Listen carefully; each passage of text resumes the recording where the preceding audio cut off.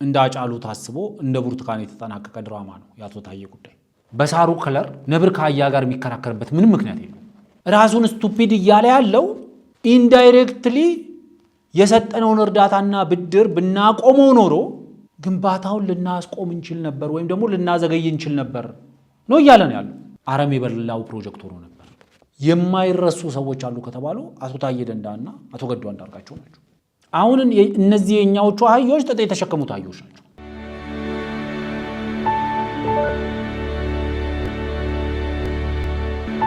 ሰላም ጤና ይስጥልን ውድ የብሪጅ ሚዲያ ተከታታዮች እንደምን አላችሁ? በዛሬው ፕሮግራማችን እንግዲህ ባለፉት ቅዳሜና እሁድ በሀገራችን የፖለቲካ የኢኮኖሚያዊና ማህበራዊ በሆነ ጉዳይ ላይ ትኩረትን ስቦ ያለፉ ነገሮች ምንድናቸው የሚሉት ነገሮች ላይ ሐሳባችንን እናጋራችኋለን። እንግዲህ በዛሬው ፕሮግራማችን በከተሞች አካባቢ ላይ ከፍተኛ የሆነ መጨናነቅ እየፈጠረ ያለው የአርቲፊሻል የሆነ የነዳጅ እጥረት አለ። በዚህ የነዳጅ እጥረት ጉዳይ ላይ የሚመለከታቸው አካላት እየወጡ መግለጫ እየሰጡ ይገኛሉ። መግለጫ ከሰጡት መካከል የንግድና ቀጠናዊ ትስስር ሚኒስትር የሆኑት ዶክተር ካሳሁን ጎፌ ይገኙበታል። የዶክተር ካሳሁን ጎፌን መግለጫ ሙሉ ለሙሉ የምናስተላልፍላችሁ ይሆናል። በዛም አያይዘን የራሳችንን ምልከታ እናጋራቸዋለን። ሌላኛው ደግሞ እንግዲህ የሰሞኑ አነጋጋሪ የሆነው የአሜሪካው ፕሬዚደንት ዶናልድ ትራምፕ በኢትዮጵያ ህዳሴ ግድብ ዙሪያ የሰጡት አስተያየት ነው። በዚህ አስተያየታቸው ላይ እና የመንግስት የስራ ኃላፊዎች አቋማቸው ምን ይመስላል የሚለውንም ለእናንተ እናጋራለን። በሶስተኝነት የምንመለከተው እንግዲህ የታዬ ተከሽኖ ፖለቲካ አሁንም እየቀጠለ ነው። በዚሁ ባሳለፍነው ዊኬንድ ውስጥ በሪዮት ሚዲያ ከጋዜጠኛ ቴዎድሮስ ጸጋዬ ጋር አቶ ልደቱ አያሌውና አቶ ገዱ አንዳርጋቸው ቀርበው ነበረ። በዚሁም እነሱም ደግሞ ያው የታዬ አይነት አቶ ታዬ ደንዳ ሲያራምዱት እንደነበረው እነሱም ጠቅላይ ሚኒስትሩ አሉን ከጠቅላይ ሚኒስትሩ ሲሉ ሰማን የሚሉትን ነገር አቅርበዋል። ይህንንም ምን አሉ አቶ ታዬንም እንዳደረግነው ደግሞ በማስረጃ በመረጃ እያስደገፍን ሀሳባችን እንገልጻለን። በቀጥታ ወደ ፕሮግራማችን ከማለፋችን በፊት ሚዲያችን አዲስ የቢዝነስ አጋር አግኝቷል ወይም ደግሞ ስፖንሰር አግኝቷል። ስፖንሰራችን ቴምር ፕሮፐርቲስ ኦር ቴምር ሪል ስቴት የሚባለው ድርጅት ነው። ቴምር ሪል ስቴት እንግዲህ በከተማችን ውስጥ የተለያዩ የተዋቡ እጅግ ዘመናዊ የሆኑ ህንፃዎችን እየገነባ ለተለያዩ የህብረተሰብ ክፍሎች እያቀረበ የሚገኝ ድርጅት ነው። ስለዚህ የቴምር ሪል ስቴት ማስታወቂያ ሰምተን እንመለሳለን። ከማስታወቂያው በኋላ በቀጥታ ወደ ፕሮግራማችን እንሄዳለን። የመሃል ከተማ መዳረሻ በሆነችው ፒያሳ በማራኪ ኮሪደር ልማት ደምቆ በሚገኘው ውብ መንደራችን ላይ የመጨረሻውንና ሶስተኛውን ብሎክ እንሆ እያልን ከልዩ የከተማ እይታና ከጠዋት ፀሐይ ጋር አጣጥሞ በያዘው ብሎክ ከ25% ልዩ ቅናሽ ጋር ከባለ 1 መኝታ እስከ ባለ 3 መኝታ በተለያዩ የካሬ አማራጭ አቅርበንሎታል። በ10% በ690 ሺህ ብር ቅድመ ክፍያ ብቻ ቀሪውን በግንባታው ሂደት ያለምንም የዶላር ንክኪና ከወለድ ነፃ በሆነ መንገድ የሚከፍሉበት መንገድ የተመቻቸለት። ምን ይሄ ብቻ! እዛው ፒያሳ አድዋ ሙዚየም ፊት ለፊት G+5 የገበያ ማዕከል በ3.9 ሚሊዮን ብር ሙሉ ክፍያና በ900 ሺህ ብር ቅድመ ክፍያ የግሉ ያድርጉ። ጥራትና እምነት መገለጫችን የሆነው ቴምር ሪል ስቴት ደንበኞቻችን ምስክሮች ናቸው። ለበለጠ መረጃና ለሳይት ጉብኝት ከታች ባለው ስልክ ይደውሉ።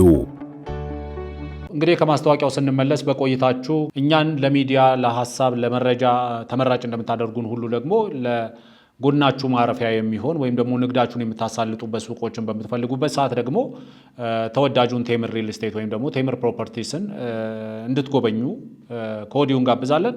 በቀጥታ ወደ ፕሮግራሙ አልፋለሁ።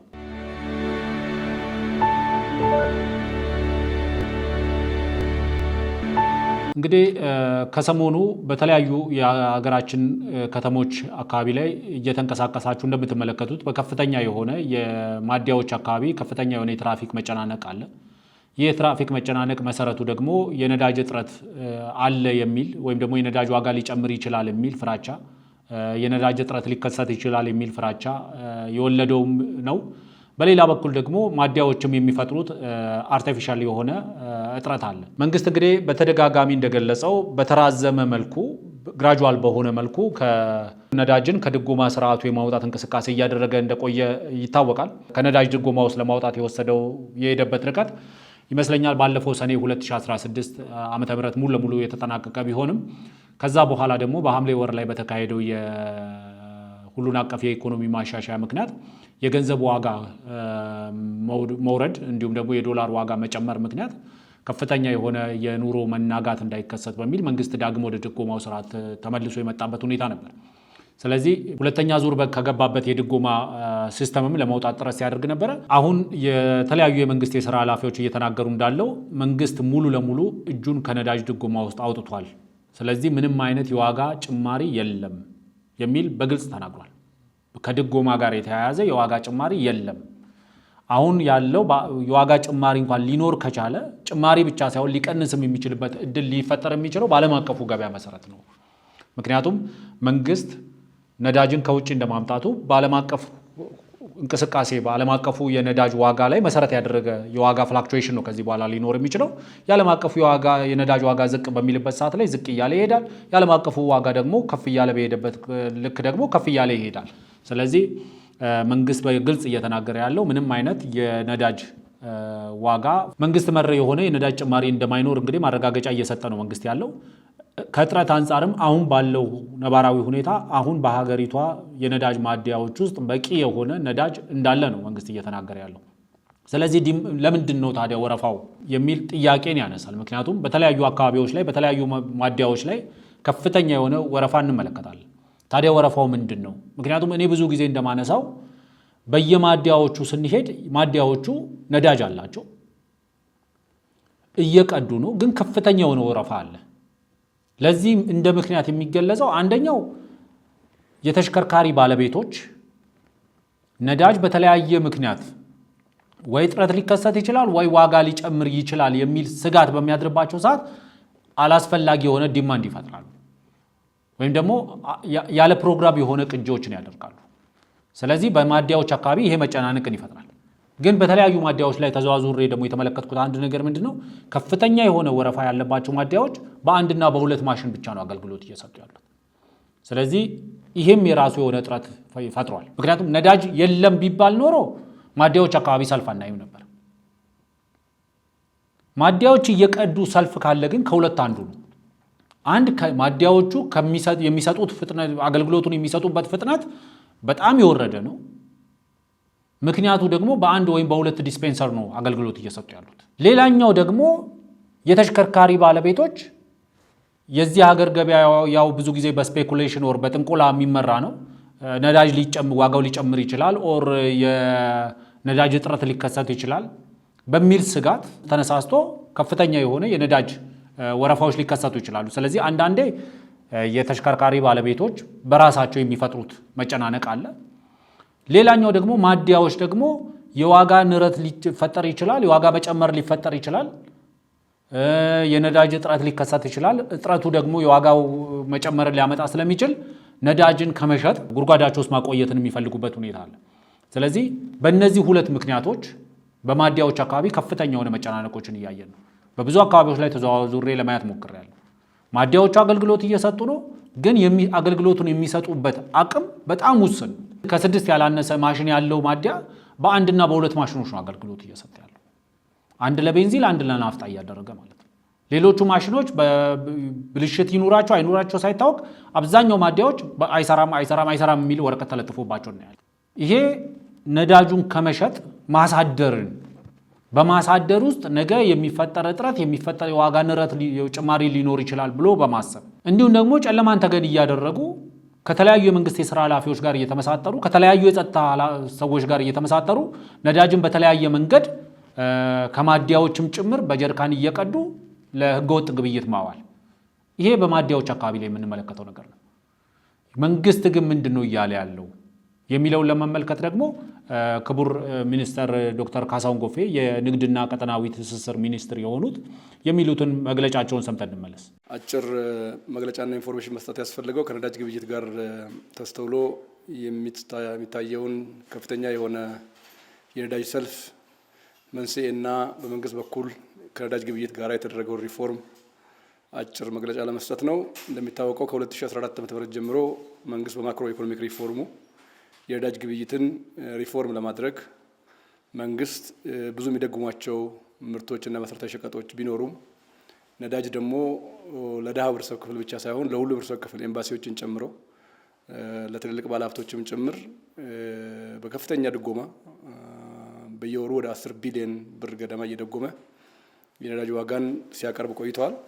ከ2014 ጀምሮ ደረጃ በደረጃ ከዓለም ዋጋ ጋር የማጣጣም ስራ ተሰርቶ ሰኔ 2016 ዓ.ም ከጥቅል ድጎማ ወጥተን ነበር። ሰኔ 2016 ከጥቅል ድጎማ ወጥተን ከዓለም ገበያ ጋር ያጣጣምን ቢሆንም ወርሃ ሐምሌ ላይ ያደረግነው ማክሮ ኢኮኖሚክ ማሻሻያ የምንዛሪን በእጥፍ የጨመረ በመሆኑ መልሰው ወደ ጥቅል ድጎማ ስርዓት የገባንበትና ወደ ገበያ ዋጋ ማረጋጊያ ፈንድ የገባንበት እሱን ለማስተካከል በተሰሩ ስራዎች በአሁኑ ጊዜ ሙሉ ዓመት ስንሰራ ቆይተን ግንቦት 1 ጀምሮ የአውሮፕላን ነዳጅና ቤንዚን ከዓለም ዋጋ ጋር የተጣጣመበትና ምንም ብር ያልደጎምንበት ሁኔታ ነው ያለው። ሁለተኛው ሌሎች ምርቶች ከባድና ጥቁር ቀላል ናፍጣ ብሎም ነጭ ናፍጣን በተመለከተ ከግንቦት 27 ጀምሮ የ4 ብር ከምናምን ጭማሪ አድርገን ሙሉ ለሙሉ ከጥቅል ድጎማ የወጣንበትና ከዓለም ዋጋ ጋር ያጣጣምንበት ሁኔታ ነው ያለው ማለት ነው። ይህ መረጃ በብዙ ማደያዎችና ኩባንያዎች የዓለም ዋጋ ቢጨምርም እኛ ከጥቅል ድጎማ ባንወጣና ብንጨምርም የነሱ ሀብት አይደለም። ይህ ሀብት የኢትዮጵያ መንግስት ሀብት ነው። ፎሬክስ መድቦ ብር መድቦ እያስገባ ያለው መንግስታችን ነው። ነገር ግን ባልተገባ መልኩ ጥቅም ለማጋበስ የሚደረግ ሙከራው ከፍተኛ ስለሆነ ዋጋ ሊጨምር ይችላል የተባለው ፍንጭ የተሰጠው ተብሎ እኔም የሰጠሁት መግለጫ ከንግዱ ማህበረሰብ ጋር ስንወያይ በቅርቡ እናስተካክለን ያለው በቅርቡ ግንቦት 27 አስተካክለው ወጥተናል።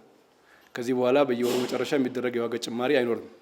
የዓለም ዋጋ ከጨመረ ይጨምራል፣ የዓለም ዋጋ ከቀነሰ ይቀንሳል። ለምሳሌ ያህል ቤንዚን ከዓለም ዋጋ ካጣጣምን በኋላ የዓለም ዋጋ ሲቀንስ ቀንሰን ብዙ ነጋዴዎች ወይም ኩባንያዎች በእጃቸው ያለው ቤንዚን ምርት ለኪሳራ ዳርጓቸዋል። አሁንም የዓለም ዋጋ ቢቀንስና ብንቀንስ በእጃቸው የያዙትና አለግባብ እናተርፋለን የሚለው ጉዳይ ተጨማሪ ኪሳራ የሚያመጣ ሁኔታ ሆኗል ማለት ነው አሁን ላይ።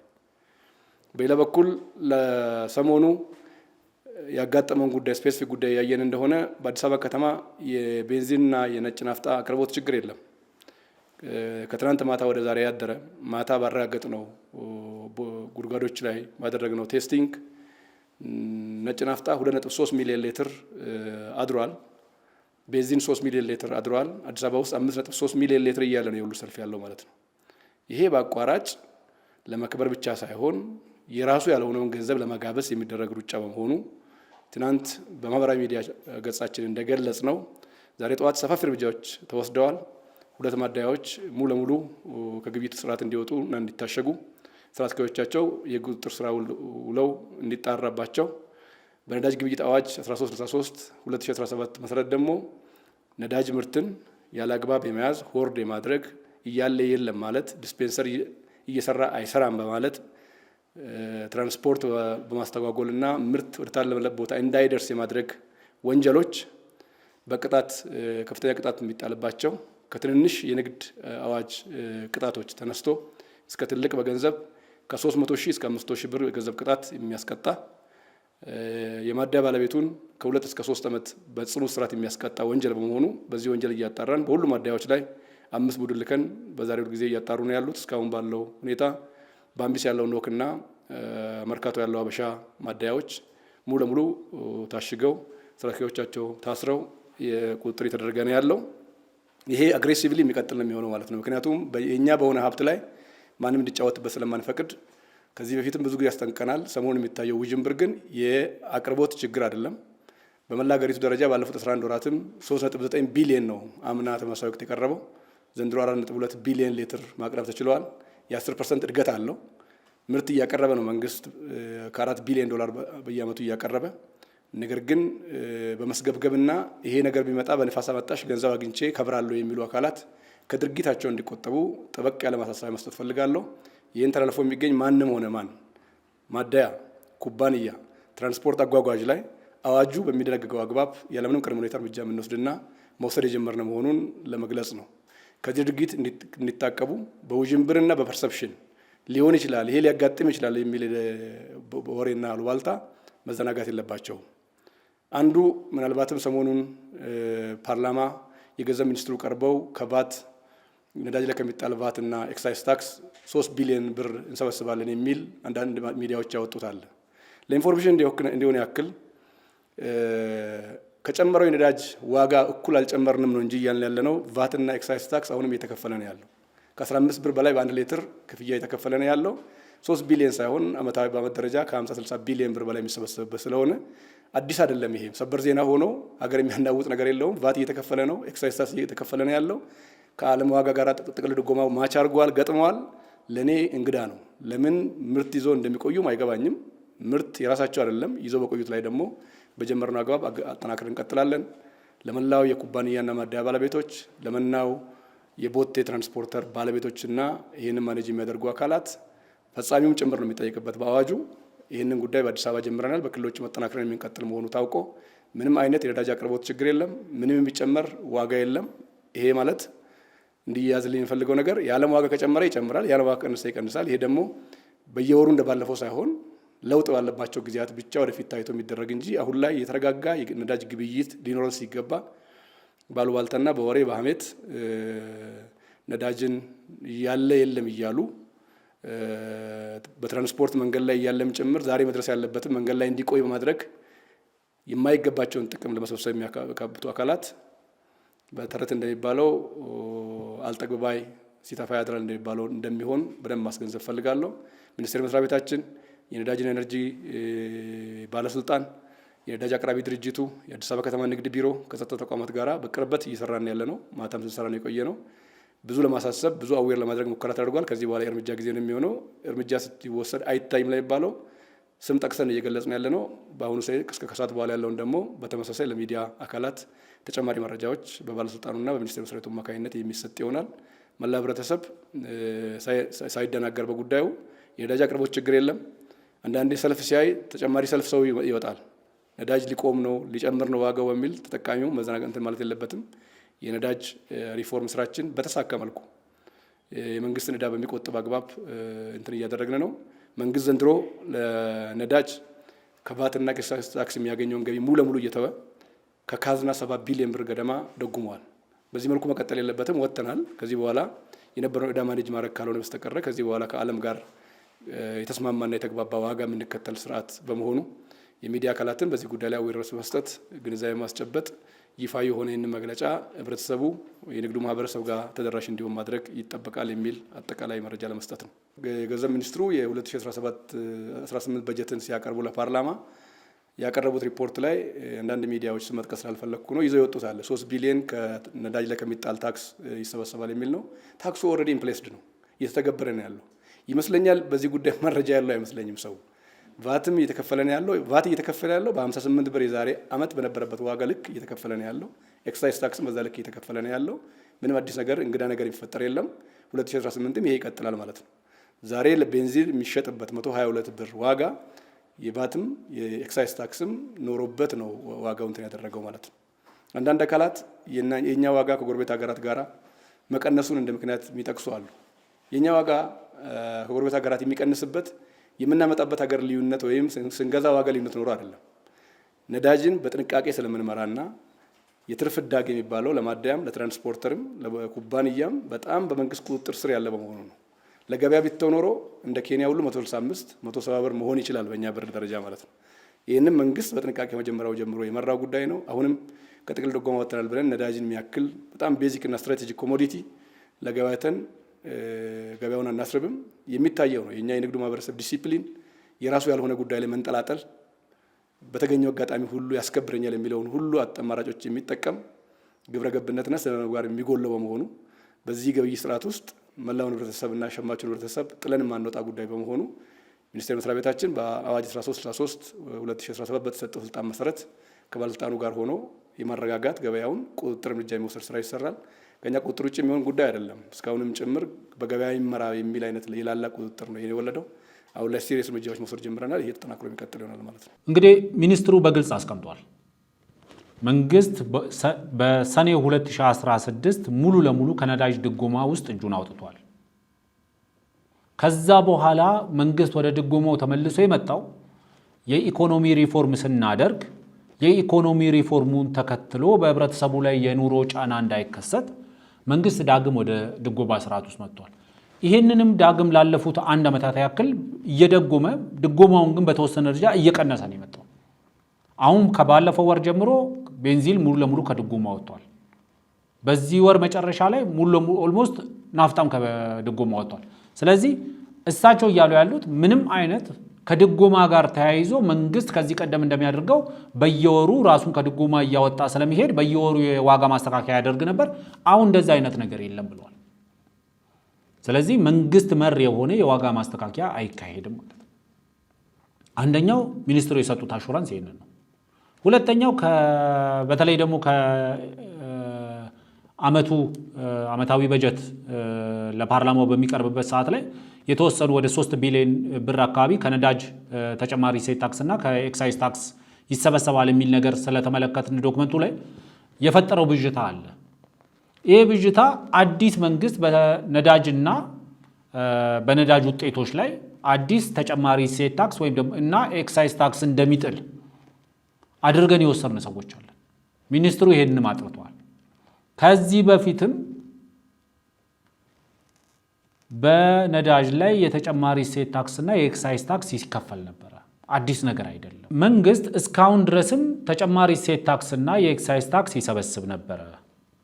ግን የህብረተሰቡን የኑሮ ጫና ለመቀነስ ሲባል በድጎማው ምክንያት የኤክሳይዝ ታክሱንና ተጨማሪ እሴት ታክሱን ይሰበስብ የነበረው ዶላርም አሁን ባለበት በ130 ምናምን ብር ባለው ዋጋ ሳይሆን ዶላር 58 ብር 60 ብር በነበረበት ዋጋ ነው ተጨማሪ እሴት ታክስም ኤክሳይዝ ታክስም ይሰበስብ የነበረው።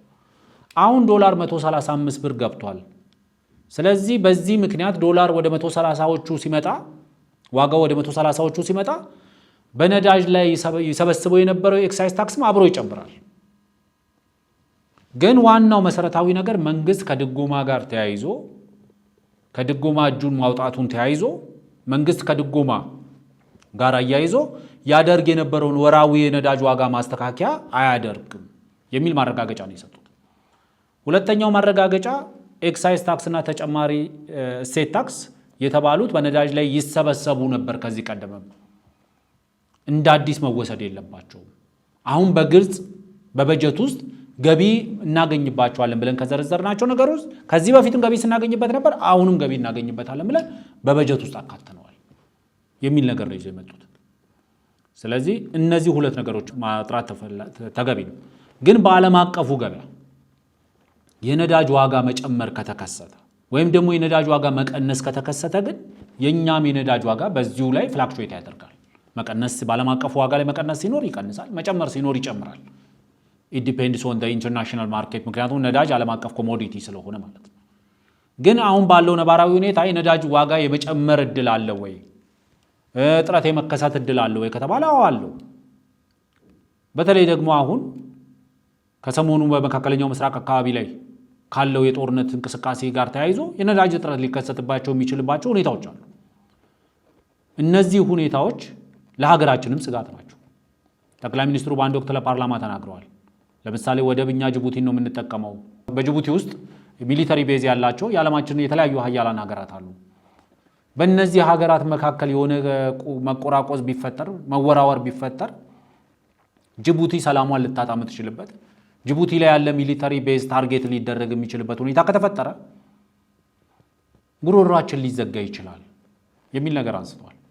አሁን ከሰሞኑ በኢራንና በእስራኤል መካከል ተጀምሮ የነበረው አሁን ከትላንትና ሌሊት ጀምሮ ደግሞ አሜሪካም ጆይን ያደረገችው እንቅስቃሴ አለ። ይህን እንቅስቃሴ ተከትሎ የኢራን ምክር ቤት ያሳለፈው ውሳኔ አለ። ስትሬት ኦፍ ሆርሙዝ የሚባለውን የሆርሙዝ ሰላጤ የሚባለውን ለመዝጋት። ይሄ ሰላጤ ቀላል ሲግኒፊካንስ አይደለም። ኢኮኖሚክ ኢምፖርተንሱ ኢኮኖሚክ ሲግኒፊካንሱ በጣም ከፍተኛ የሆነ የባህር ወሽመጥ ነው። እንግዲህ በካርታው ላይ እንደምትመለከቱት በኦማንና በኢራን መካከል ያለች ቀጭን መተላለፊያ መስመር ነች። ግን በዓለም አቀፍ ኢኮኖሚክ ቾክ ፖይንት ከተባለ በውሃማ አካላት ላይ ያለ ቾክ ፖይንት ከተባለ በጣም ከፍተኛ ተጽዕኖ ፈጣሪ ከሚባሉ ቾክ ፖይንቶች ኢኮኖሚክ ቾክ ፖይንቶች ወይም ደግሞ አንቁርቶች መካከል ቀዳሚ የሚባል ኤሪያ ነው። ይሄ ኤሪያ ስትሬት ኦፍ ሆርሙዝ የሚባለው ማለት ነው። የዓለማችን ወደ 20% አካባቢ ነዳጅ የሚተላለፍበት መስመር ነው። ወደ 30% የተፈጥሮ ጋዝ የሚተላለፍበት መስመር ነው። ሊኩፋይድ የሆነ የተፈጥሮ ጋዝ የሚተላለፍበት መስመር ነው። ስለዚህ ይሄ መስመር ተዘጋ ማለት ከፍተኛ የሆነ የነዳጅ እጥረት ይከሰታል ማለት ነው። የነዳጅ እጥረቱ በሁለት መንገድ ሊከሰት ይችላል። አንደኛው የነዳጅ ዋጋ ሊጨምር ይችላል። በተለያዩ ሀገሮች ላይ በተለይ ደግሞ ኔት ኢምፖርተር በሆኑ እንደ ኢትዮጵያ ባሉ ሀገሮች ላይ የነዳጅ ዋጋ መጨመርን ሊያስከትል ይችላል። የነዳጅ እጥረትም ሊፈጥር ይችላል። ስለዚህ አንዳንድ ስጋቶች አሉ። በዓለም አቀፍ ገበያ ላይ የነዳጅ እጥረት ሊከሰት የሚችልበት፣ የነዳጅ ዋጋ መናር ሊከሰት የሚችልበት። ስለዚህ ይሄ ሰሞኑን የነዳጅ አካባቢ ላይ ያለው ወረፋ በየማደያዎቹ የምንመለከታቸው ወረፋዎች ቅድም እንዳነሳሁት አንደኛው አርቲፊሻሊ ማደያዎችና የነዳጅ ነጋዴዎች የሚያደርጉት በህዝባቸው ስቃይ ትርፍ ማጋበስ የሚፈልጉ ነጋዴዎች የሚሰሩት ስራ ነው።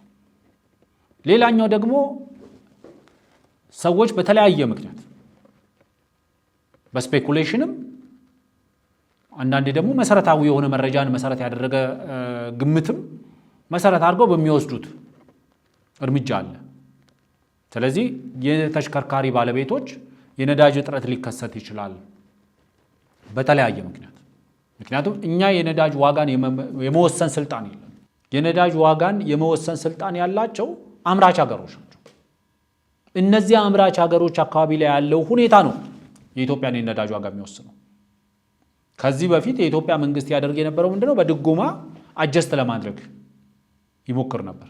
ከህብረተሰቡ አቅም ጋር እያገናዘበ አጀስት ለማድረግ የህብረተሰቡን አቅም እያገናዘበ የድጎማ ስርዓት ስንከተል ግን የሀገሪቷን አቅም ደግሞ እየረሳን ነው። ብዙ ጊዜ የተቸገረ ነው። ሀገራችን ብዙ ነገሮችን የመደጎም አቅም የላት። እያደረግን የነበረው በተደጋጋሚ ጊዜ ስለው እንደነበረው ዕዳ ክምር እየፈጠርን እየተበደርን እየተለቀትን እየለመንን ከተለያዩ አካባቢዎች የምናመጣውን ገንዘብ በድጎማ ላይ ነው የምናውለው። ይሄ ምን ማለት ነው? በግልጽ አማርኛ እኛ ዛሬ ለማደር የልጆቻችን የነገ ተስፋ ላይ የዕዳ ክምር እያስቀመጥን። ስለዚህ ሁልጊዜ ድጎማን መደጎም ሲታሰብ አንድ የህዝባችንን አቅም ከግምት ማስገባት ያስፈልጋል። ሁለት የሀገርንም አቅም ከግምት ማስገባት ያስፈልጋል። ስለዚህ አንዳንዴ የነዳጅ እጥረት በዓለም አቀፍ ገበያ ላይ ሊከሰት ይችላል። የነዳጅ ዋጋ መጨመር በዓለም አቀፍ ገበያ ላይ ሊከሰት ይችላል። ይሄ አሁን ባለው ነባራዊ ሁኔታ ሊከሰቱ ይችላሉ ተብሎ የተለያዩ የዓለማችን የህብረተሰብ ክፍሎች፣ የተለያዩ የዓለማችን ድርጅቶች፣ ሀገራት፣ መንግስታት ተደጋጋሚ መግለጫ እየሰጡ ነው። የነዳጅ ዋጋ መጨመር ሊከሰት ይችላል የሚል፣ የነዳጅ እጥረት ሊከሰት ይችላል የሚል ኦልተርኔቲቭ የሚባል ደግሞ አማራጮችንም ለማስቀመጥ እየሞከሩ ነው። ኮንቲንጀንሲ ፕላኖችን እያወጡ ነው የተለያዩ የነዳጅ ድርጅቶች። ይሄ የስትሬት ኦፍ ሆርሙዝ የሚዘጋ ከሆነ በኢራን መንግስት፣ ምክንያቱም ፓርላማው አጽድቆታል። አሁን የበላይ የብሔራዊ ደህንነት የኢራን የብሔራዊ ደህንነት ምክር ቤት የፓርላማውን ውሳኔ የሚያጸድቀው ከሆነ ኢራኖች ይህንን ሰርጥ ሊዘጉት ይችላሉ። ይሄ ሰርጥ ተዘጋ ማለት ወደ ኤዥያም ወደ አውሮፓም ነዳጅ ይተላለፍበት የነበረ መስመር ነው። ቅድም እንዳልኩት ወደ 20% ነዳጅ የሚተላለፍበት፣ ወደ 30% ደግሞ ሊክድ ናቹራል ጋስ ወይም ደግሞ የተፈጥሮ ጋዝ የሚተላለፍበት መስመር ነው።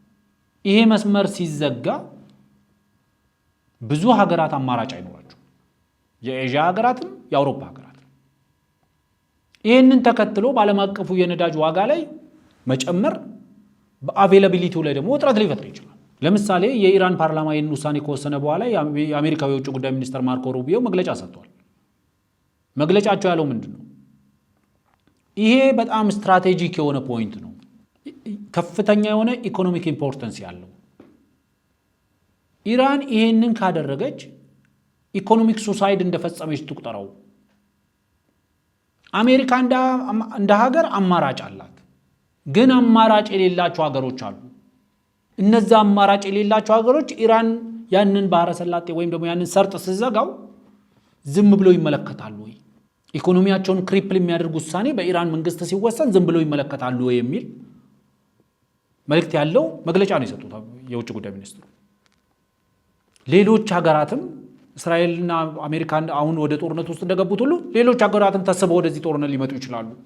ግን እንደኛ አይነት ደግሞ እጣ ፈንታው ህልውናው ነዳጅን ኢምፖርት አድርጎ በመጠቀም ላይ የተመሰረተ፣ ኢምፖርት አድርጎ በመጠቀም ላይ ብቻ ሳይሆን ኢምፖርት የምናደርግበትን መስመርም በዚህ ውስጥ አደጋ ውስጥ ይወድቃል።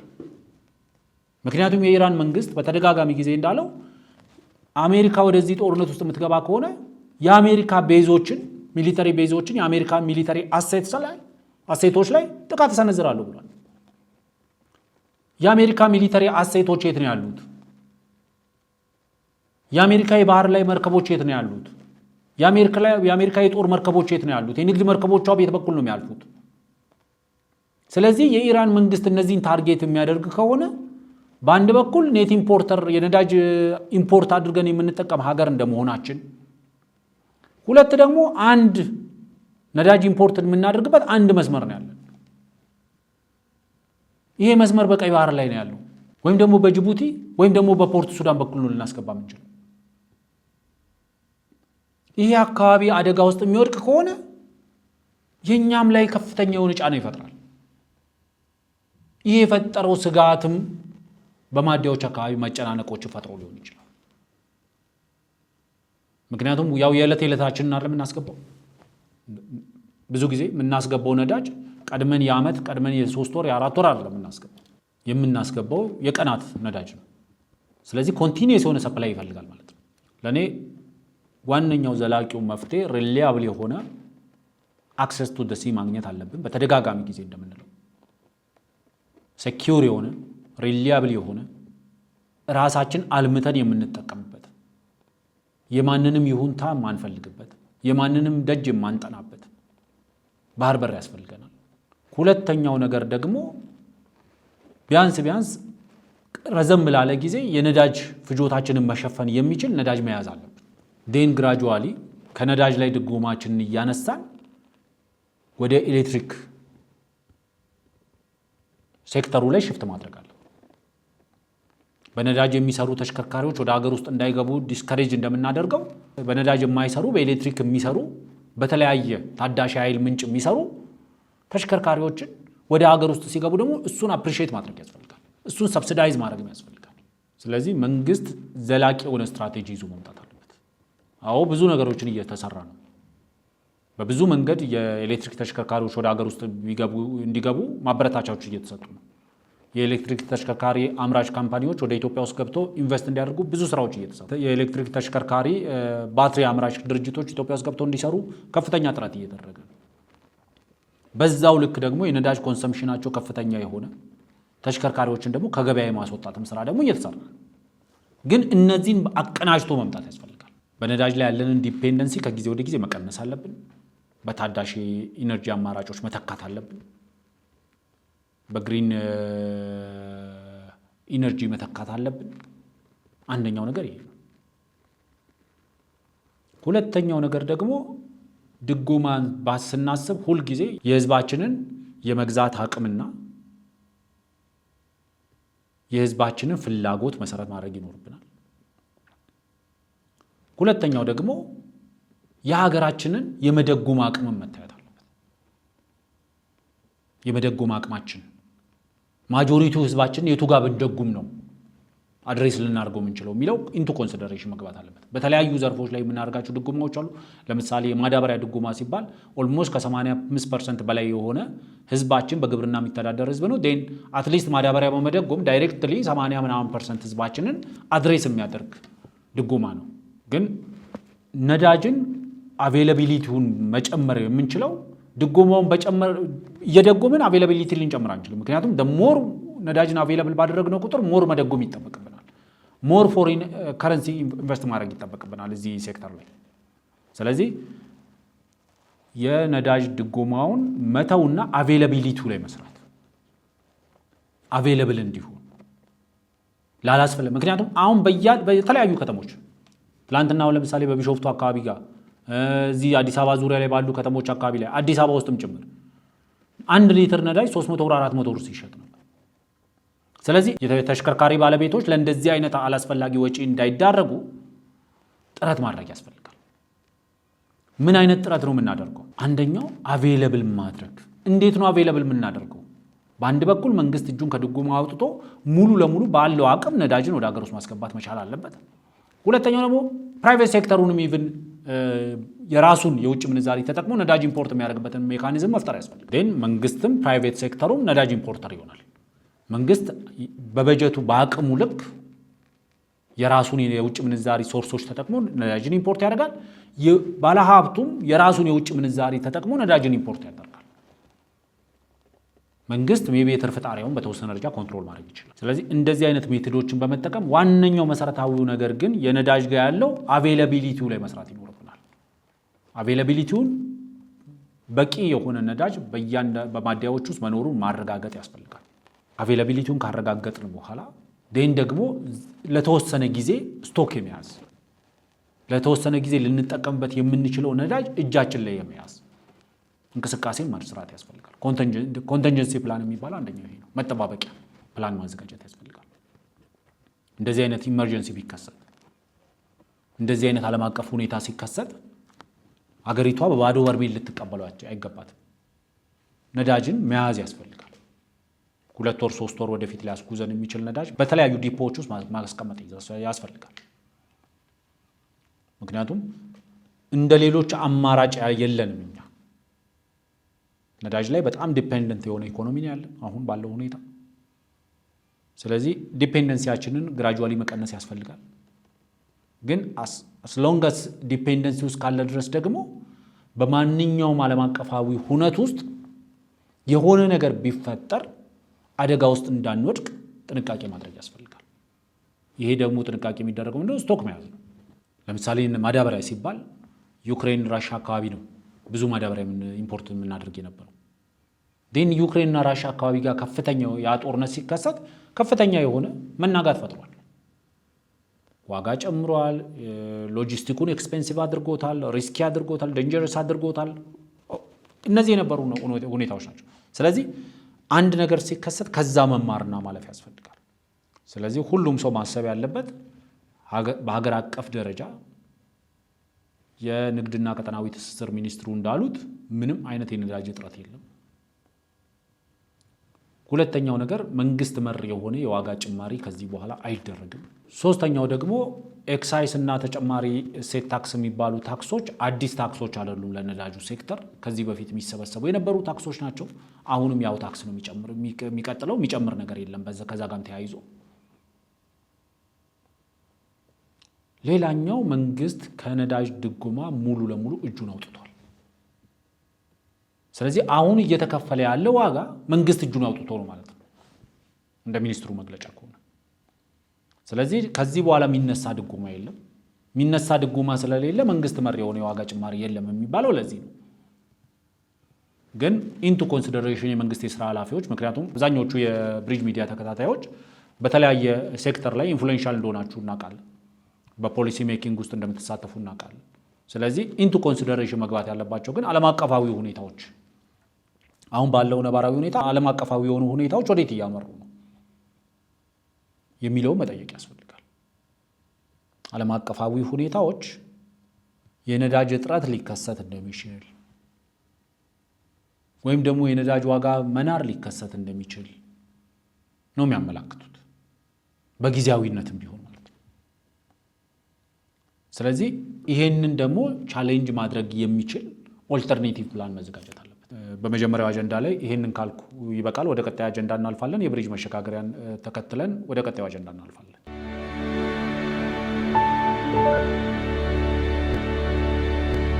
እንግዲህ ወደ ቀጣዩ አጀንዳ ስናልፍ የአሜሪካው ፕሬዝዳንት ዶናልድ ትራምፕ ከሰሞኑ በትሩዝ ገጻቸው ላይ ያስተላለፉት መልእክት የብዙ ኢትዮጵያውያንን ቀልብ ስቧል። የብዙ ፖለቲከኞች መጨቃጨቂያም ሆኗል። እውነቱን ለመናገር አነጋጋሪ ነው፣ አከራካሪ ነው። ዋናው መሰረታዊ ነገር ይህ መግለጫ ምንድን ነው የሚለው ምን ብለው ነው የጻፉት የሚለውን ለመመልከት ያው ስክሪን ላይ ዲስፕሌይ አድርገንላችኋል። ይሄን መግለጫ እንግዲህ ፕሬዝዳንቱ ለዓለም ሰላም ዋናው የጽሁፉ መነሻ አድርገው የተጠቀሙት በዛሬው ዕለት ሰኞ ላይ ይፈረማል ብለው የሚጠብቁት በሩዋንዳና በዲሞክራቲክ ሪፐብሊክ ኦፍ ኮንጎ ወይም ደግሞ በሩዋንዳና በዲአርሲ መካከል የሚደረግ የሰላም ስምምነት አለ። ያንን የሰላም ስምምነት አርቅቀን ጨርሰናል። የሁለቱ ሀገራት ተወካዮች ዛሬ ማለት ነው ዛሬ ወደ ዋሽንግተን ተገኝተው ይፈርማሉ ብለው እንደሚጠብቁና ለዓለም ሰላም አስተዋጽኦ እያደረጉ እንደሆነ ነው ጽሁፋቸው የሚያትተው። ግን ይህ የመጀመሪያ ስራ አይደለም። ስለ ሰላም ስሰራ ዲአርሲ እና ሩዋንዳ መካከል ሰላም ስሰራ የመጀመሪያ አይደለም። ከዚህ በፊት በተለያዩ ሀገሮች ተመሳሳይ ስራዎችን ሰርተናል ይሉና የተለያዩ ሀገራት ውስጥ የሰራቸውን ስራዎች ይዘረዝራሉ። ከዘረዘሯቸው ሀገሮች መካከል በኢትዮጵያና በግብጽ መካከል የተከሰተውን ውጥረት በማርገብ ውስጥ ከፍተኛ ሚና ተጫውቻለሁ የሚል ሐሳብም ይሰነዝራሉ። ይህ ሐሳብ አይ ቲንክ ባለፉት 2 ሳምንታት ለሁለተኛ ጊዜ መሰለኝ ሲያነሱት። ግን ዛሬ ላይ በዚህ ጽሁፋቸው ውስጥ አንድ መስመር የተጠቀሟት አንድ መስመር አረፍተ ነገር የሰሞኑ መነጋገሪያ ሆናለች። ቃል በቃል የምትለው ምንድነው? A massive Ethiopian built dam stupidly financed by the United States of America substantially reduced the water flowing into the Nile River ነው። በኢትዮጵያና በግብጽ መካከል ነበረው ውጥረት መነሻ ኢትዮጵያውያን የገነቡት ግድብ ነው። ኢትዮጵያውያን የገነቡት ግድብ ነው ነው። ይሄንን ግድብ ደግሞ ስቱፒድሊ ወይም ደግሞ በጅልነት ወይ በሞኝነት ወይ በየዋህነት ፋይናንስ ያደረገችው ደግሞ ዩናይትድ ስቴትስ ኦፍ አሜሪካ ነች። ይሄንን ብቻ ብለው ማያበቁ ፕሬዝዳንቱ ወደ ታች ግድቡ ደግሞ ወደ ታችኛው የተፋሰሱ አባል ሀገራት የሚፈሰውን የውሃ መጠን ይቀንሳል የሚል ይዘት ያለው ጽሁፍ ነው ያጋሩት። ዋናው መሰረታዊ ነገር ይሄንን ግድብ ማን ነው ፋይናንስ ያደረገው? ብዙ ሰዎች ሲነጋገሩበት ያየነው። አንዳንድ ሰዎች ብዙ ጥያቄዎች ሲያነሱ አይቻሉ። አንደኛው ጥያቄ ማን ነው ፋይናንስ ያደረገው ግድቡ? ኢትዮጵያውያን። አጭሩ መልስ እሱ ነው። እኛ ኢትዮጵያውያን ግድቡን ፋይናንስ እንዳደረግን ማንም ሰው ያውቃል። የሆነ ሰው ተነስቶ የምናውቀውን ፋክት ዲስፒዩተብል ካደረገብንና እኛ ተጎትተን ወደዛ ዲስፒዩት ውስጥ የምንመጣ ከሆነ እኛ ከመጀመሪያው አላመንበትም ማለት ነው። ማንም ሰው ጎትቶ ለምሳሌ ዲስፒዩተብል ያልሆኑ ፋክቶች አሉ። ከነዚህ ፋክቶች መካከል ኢትዮጵያ የህዳሴ ግድብን በራሷ አቅም የገነባችው ግድብ ይሄ ዲስፒዩተብል የሆነ ፋክት አይደለም። አንዲስፒዩተብል የሆነ ፋክት ነው። ደን የሆነ ሰው መጥቶ አይ ግድቡን ፋይናንስ ያደረግነው እኛ ነን ሲለን አይ አንተ አይደለህም ፋይናንስ ያደረግከው የሚል አርጊመንት ውስጥ አንገባ። ቢኮዝ ዊ ኖው ሁ ፋይናንስ ማን እንዳደረገው ዊ ኖው እናውቃለን። ህዝባችን መንግስታችን ነው ፋይናንስ ያደረገው ተወደደም ተጠላ። የሄደውም የመጣውም መንግስት ነው ፋይናንስ ያደረገው። ስለዚህ አንዳንዴ የነብሩና የአህያው አይነት ክርክር ሊሆን ይችላል። አንዳንዴ በሳሩ ከለር ነብር ከአህያ ጋር የሚከራከርበት ምንም ምክንያት የለም። ምክንያቱም የሳሩ ከለር ኢትስ ኖት ኮንሰርኑ አይደለም ለነብሩ ለአህያዋ ነው ኮንሰርን ከሆነም ሊሆን የሚችለው። እኛም ኮንሰርናችን ግድባችን ነው።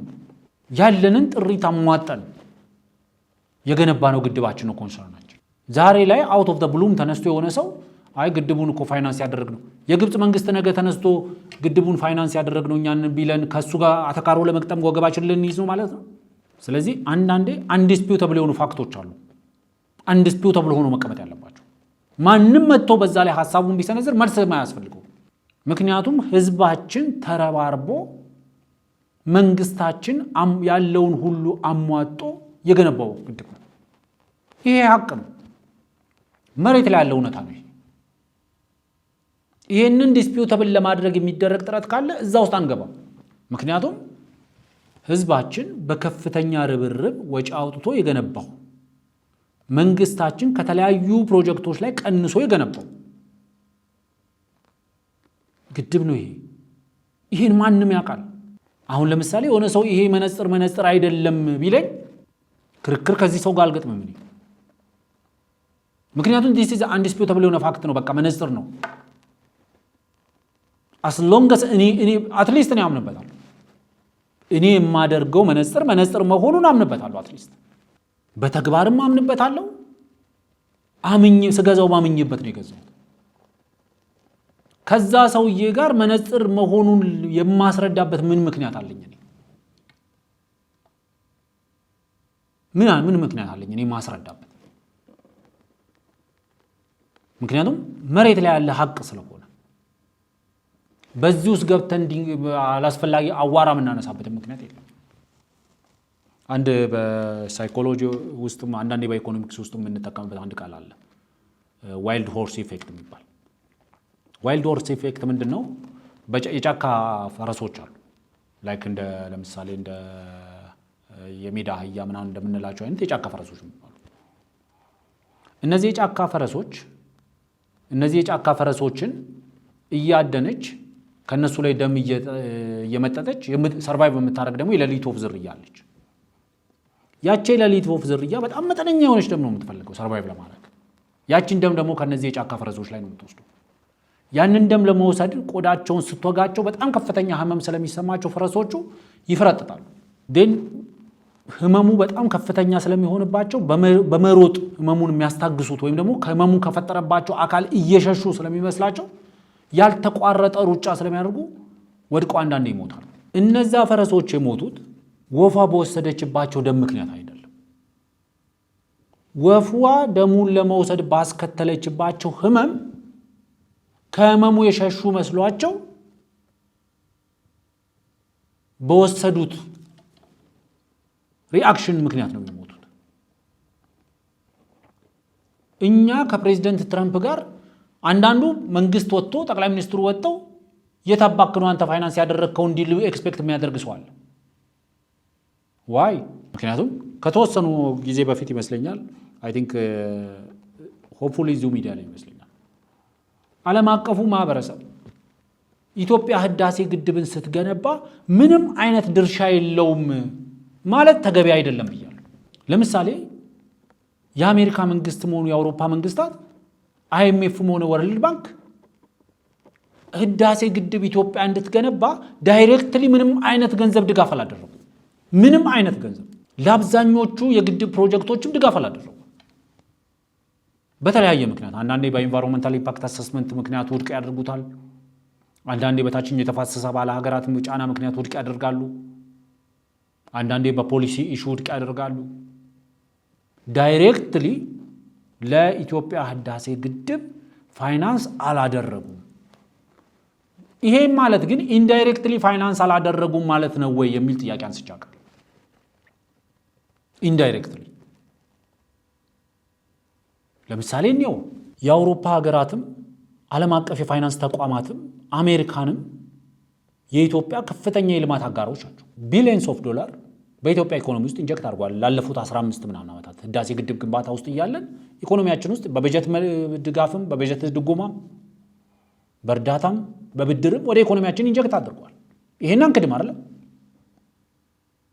ለምሳሌ የአሜሪካ መንግስት ግድቡን ፋይናንስ አላደርግም ሲል ወይም እና አይኤምኤፍ እና ወርልድ ባንክ ለግድቡ የሚሆን ብድር አንሰጥም ሲሉ ወይም የአውሮፓ መንግስታት ለግድቡ የሚሆን ብድር አንሰጥም ሲሉ ግድቡን የምትገድቡ ለመገደብ የምትሞክሩ ከሆነ ደግሞ ምንም አይነት ብድርም እርዳታም ከኛ አታገኙም ቢሉን ኖሮ ሙሉ ለሙሉ ባያስቆሙን እንኳን አሁን የደረስንበት ደረጃ ላይ እንደርስ ላይ ያደርጉን ይችላሉ።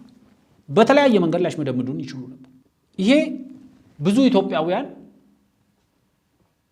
ለመረዳት ብዙ ሲቸግራቸው አያሉ። ለምሳሌ አንድ ሰው ልብስ የሚገዛበት ገንዘብ አለው። ልብስ ቤዚክ ኒድ ነው አይደል?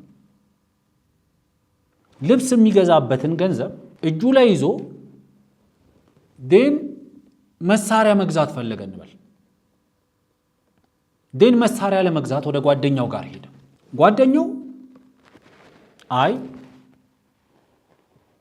እኔ መሳሪያ እንድትገዛ ገንዘብ አልሰጥም፣ ምክንያቱም በመሳሪያው ተጠቅመህ ወንጀል ልትሰራበት ትችላለህ፣ ልትዘርፍበት ትችላለህ። አንተ መሳሪያ አያስፈልግም፣ አንተ የሚያስፈልግ ልብስ ነው። ስለዚህ ለልብስ እንጂ ለመሳሪያ አላግዝም ሊለው ይችላል። ምክንያቱም በኢትዮጵያ ህዳሴ ግድብ ውስጥ ለምሳሌ አንድ ሚዲያ ላይ አይቻለሁ። ወንድሜ ሞገዝ ዘውዱ ለምሳሌ የኢትዮጵያ መንግስት ጠቅላይ ሚኒስትሩ በአንድ መድረክ ላይ የተናገሩትን ቪዲዮ ተጠቅሞ የኢትዮጵያ ህዝብ በህዳሴው ግድብ ላይ ያደረገው አስተዋጽኦ 10% ነው አካባቢ ነው የሚል ነገር ተናግረው ጠቅላይ ሚኒስትሩ ሌላውን የሸፈነው መንግስት ነው ብሏል። መንግስት ያንን ከየት አምጥቶ ሸፈነው? መንግስት ያንን የሚሸፍንበት አንደኛው መንገድ ምንድነው? ከራሱ በጀት ላይ እያጣበበ እንትን ያደርጋል። ከራሱ መደበኛና የካፒታል በጀቶች ላይ እያጣበበ እያሸጋሸገ ለግድቡ ያውል ነበር። ይሄ በተለያየ መድረክ ተነግሯል። ዋናው መሰረቱ ጠቅላይ ሚኒስትሩ ላይ ያስተላልፉ የፈለጉት መልእክት የኢትዮጵያ መንግስት ከበጀቱ ላይ እያሸጋሸገ እየቀነሰ የህዳሴ ግድብ ፋይናንስ ሲያደርግ ነበረ። ብዙ ሰው የሚመስለው ምንድነው? ኢትዮጵያውያን የሚያዋጡት መዋጮ እየገነባው ያለ ነው የሚመስለው። ምክንያቱም በበጀት ውስጥ አናየው። በበጀት ውስጥ ለህዳሴ ግድብ ብሎ በጀት አይበጅትም የፌደራል መንግስቱ። ስለዚህ በበጀት ውስጥ ስለማናየው የኢትዮጵያ ህዝብ የሚከፍል ነው የሚመስለው። ሁሉንም ወጪ የሚሸፍነው የኢትዮጵያ ህዝብ የቦንድ ግዢ ምናምን የሚመስለው ሰው አለ።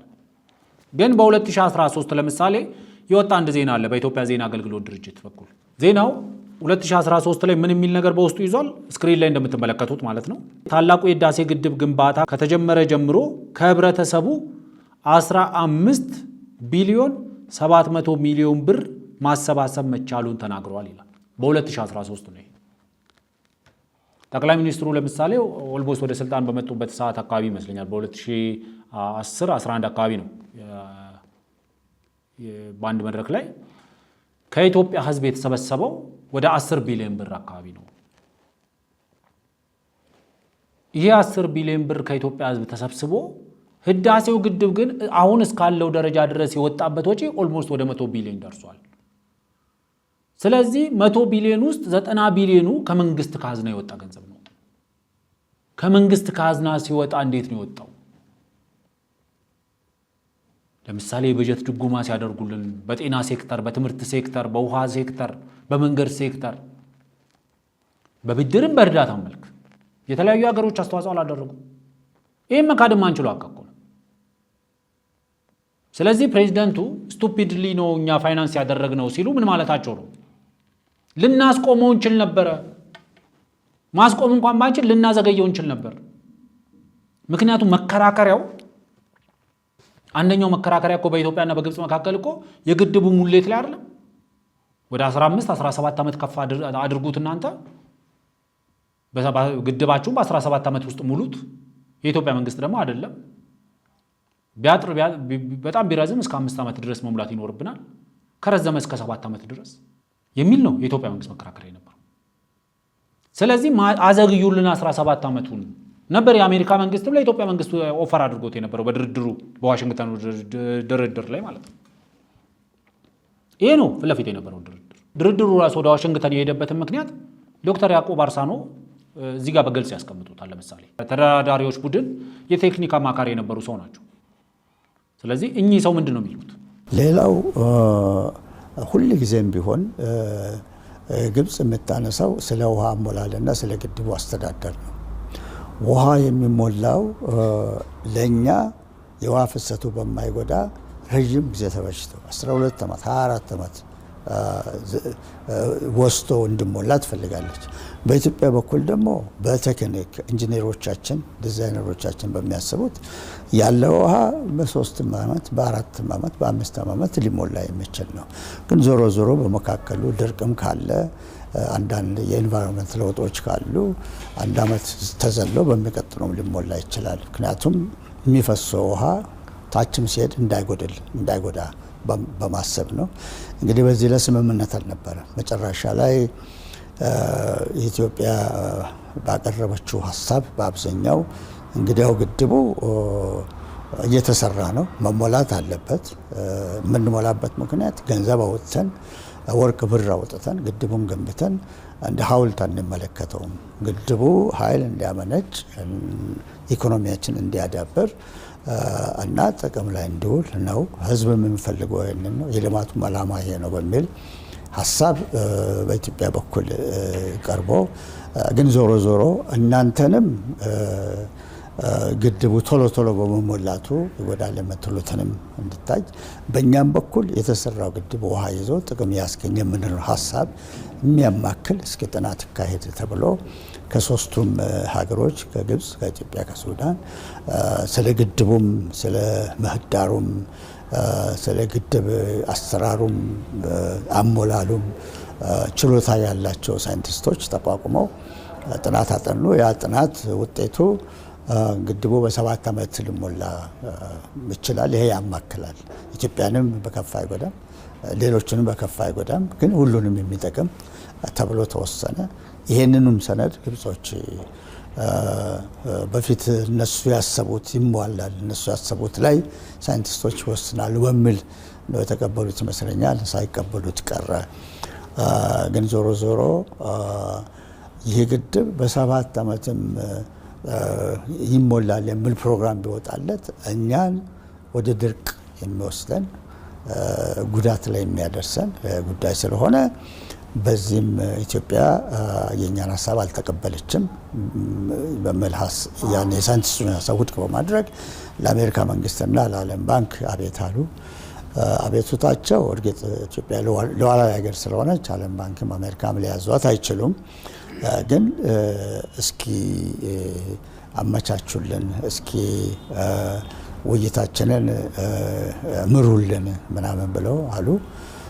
በአሜሪካን በኩል በወጣው መግለጫ ለዛኛው ምላሽ ለግብጽ ምላሽ እንግዲህ እናንተ አሁን ወዳጆቻችን ናችሁ በሙሉ ስትጣሉ በኋላ ከምንገባ አሁን ከጥል በፊት ብናስታርቃቸው ብናግባባቸው ይሻላል በሚል የአሜሪካን መንግስት ኢትዮጵያንም ሱዳንም ፈቃድ ጠየቀ። በዚህ መሰረት ኢትዮጵያ መሻለች። የአሜሪካ መንግስት እንግዲህ ከዓለም ባንክ ጋር አብሮ በርካታ ወራት ግብጽና ኢትዮጵያ በተለይ ሱዳንም ከኢትዮጵያ ወገን ሆና በዛን ጊዜ ሲከራከሩ ሲደራደሩ ተመለከቱ። መጨረሻ ላይ ይህ ጉዳይ እንግዲህ ዋሽንግቶን ተክዶ የአሜሪካን ፕሬዝዳንት እውቅና ተሰጥቶት እሳቸውም ይህን ነገር ግፉበት በሚሉበት ሁኔታ ይካሄድ ተብሎ ዋሽንግተን ተቀጠረ።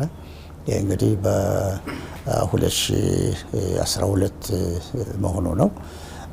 ዋሽንግቶን ላይ በተደረገው ድርድር የአሜሪካን መንግስት እንግዲህ በአጭሩ ዝርዝር አለው ወገናዊነቱን በደንብ አሳየ። ግብጾች በፊት የሚጠይቁትን የውሃ አሞላል እነሱ በሚፈልጉት ይሁን በሚሉት እንደዚሁም የግድቡ አስተዳደር ኢትዮጵያ ለብቻዋ የጋራ ውሃ ግድብ ስለሆነ ማስተዳደር የለባትም፣ እኛም ሲሆን አዲስ አበባ ላይ ጽህፈት ቤት ወይም አሶሳ ላይ ወይም ጉባ ላይ ሁሉ አብረን ተጋግዘን ነው ግድቡን ማስተዳደር ያለብን ይሉ ነበር። እንግዲህ አንዱ ትልቁ ተግዳሮት ይሄ ነው ከውሃ አመራር ጋር እና አሜሪካኖች ይህንን ሁለቱንም ሀሳብ የገዙ ይመስላል። ለግብጽ የሚመች ካሁን በፊት ግብጽ ለድርድር የምታቀርባቸውን ነገሮች የስምምነት ሀሳብ አድርገው አቀረቡ። የኢትዮጵያ ተደራዳሪዎች በጣም ጠንክረው ሄዶ ነበር። ለዛኛው ድርድር ስምምነት ሳይደረግ ቀረ። እንግዲህ እንደሰማችሁት ዋነኛው ድርድሩ ወደ ዋሽንግተን እንዲሄድ የተደረገበት ምክንያት ኢኒሼት ያደረገችው ግብጽ ነች። ግብጽ ደግሞ ይህን ኢኒሼት ለማድረግ ውሳኔ ላይ የደረሰችበት አንደኛው ምክንያት ኢትዮጵያ በ5 ዓመትና ከዛ ባነሰ ጊዜ ውስጥ የመሙላት ፍላጎት ነበራት። ግብጽ ደግሞ በተራዘመ ጊዜ ይሞላ ግድቡ የሚል ጥያቄ ነበራት። ደን በጋራ የቴክኒክ ኮሚቴ አቋቋምን። የባለሙያዎች ቡድን ተቋቋመ። የባለሙያዎች ቡድን ሄዶ አጠናው። ደን ሪፖርቱን ይዞ መጣ። ሪፖርቱ በ7 ዓመት መሞላት ይችላል አለ። ኢምፓክት ሌሎቹ የታችኛው ተፋሰስ አባል ሀገራት ላይ ተጽዕኖ ሳያደርስ በ7 ዓመታት ውስጥ መሞላት ይችላል የሚል ነገር ይዞ መጣ። ደን ግብጽ ይሄንን መቀበል አልፈለገችም። ደን ወደ አሜሪካና ወደ ወርልድ ባንክ ሄደች። አሜሪካም ደግሞ ይሄ ጉዳይ ሲደርሳት ለኢትዮጵያና ለሱዳን ጥያቄ አቀረበች። በዚህ ምክንያት ወደ ጦርነት ገብታችሁ ተጎትተን ከምንመጣ አሁን ወደ ጦርነት ሳትገቡ እናደራድራችሁ የሚል ነገር መጣ። ደን መንግስት ይሄንን ተቀበለ።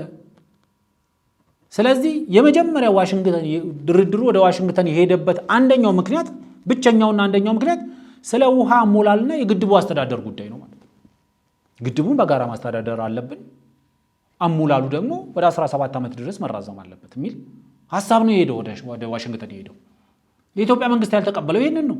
እዚህ አዲስ አበባ ላይ ኦር ቤኒሻንጉል አሶሳ ላይ ኦር ጉባ ላይ ቢሮ ከፍቼ ከእናንተ ጋር ግድቡ ማስተዳደር አለብኝ፣ ግድቡ ሲሞላ ወደ 17 ዓመት ድረስ በተራዘመ ሂደት መሞላት አለበት። ይሄ ነው ኦፈር የተደረገው። የአሜሪካ መንግስትም ተቀብሎት ኢንዶርስ ያደረገው ውሳኔ ሀሳብ ይሄንን ነበር። የኢትዮጵያ መንግስትስ ከ5 እስከ 7 ዓመታት ባለ ጊዜ ውስጥ እንሞላለን። እየሞላን ነው የምንገነባው። ገንብተን ጨርሰን አይደለም የምንሞላው። ስለዚህ እየሞላን ነው የምንገነባው። ደን በ7 ዓመታት ውስጥ መጠናቀቅ አለበት ተሞልቶ።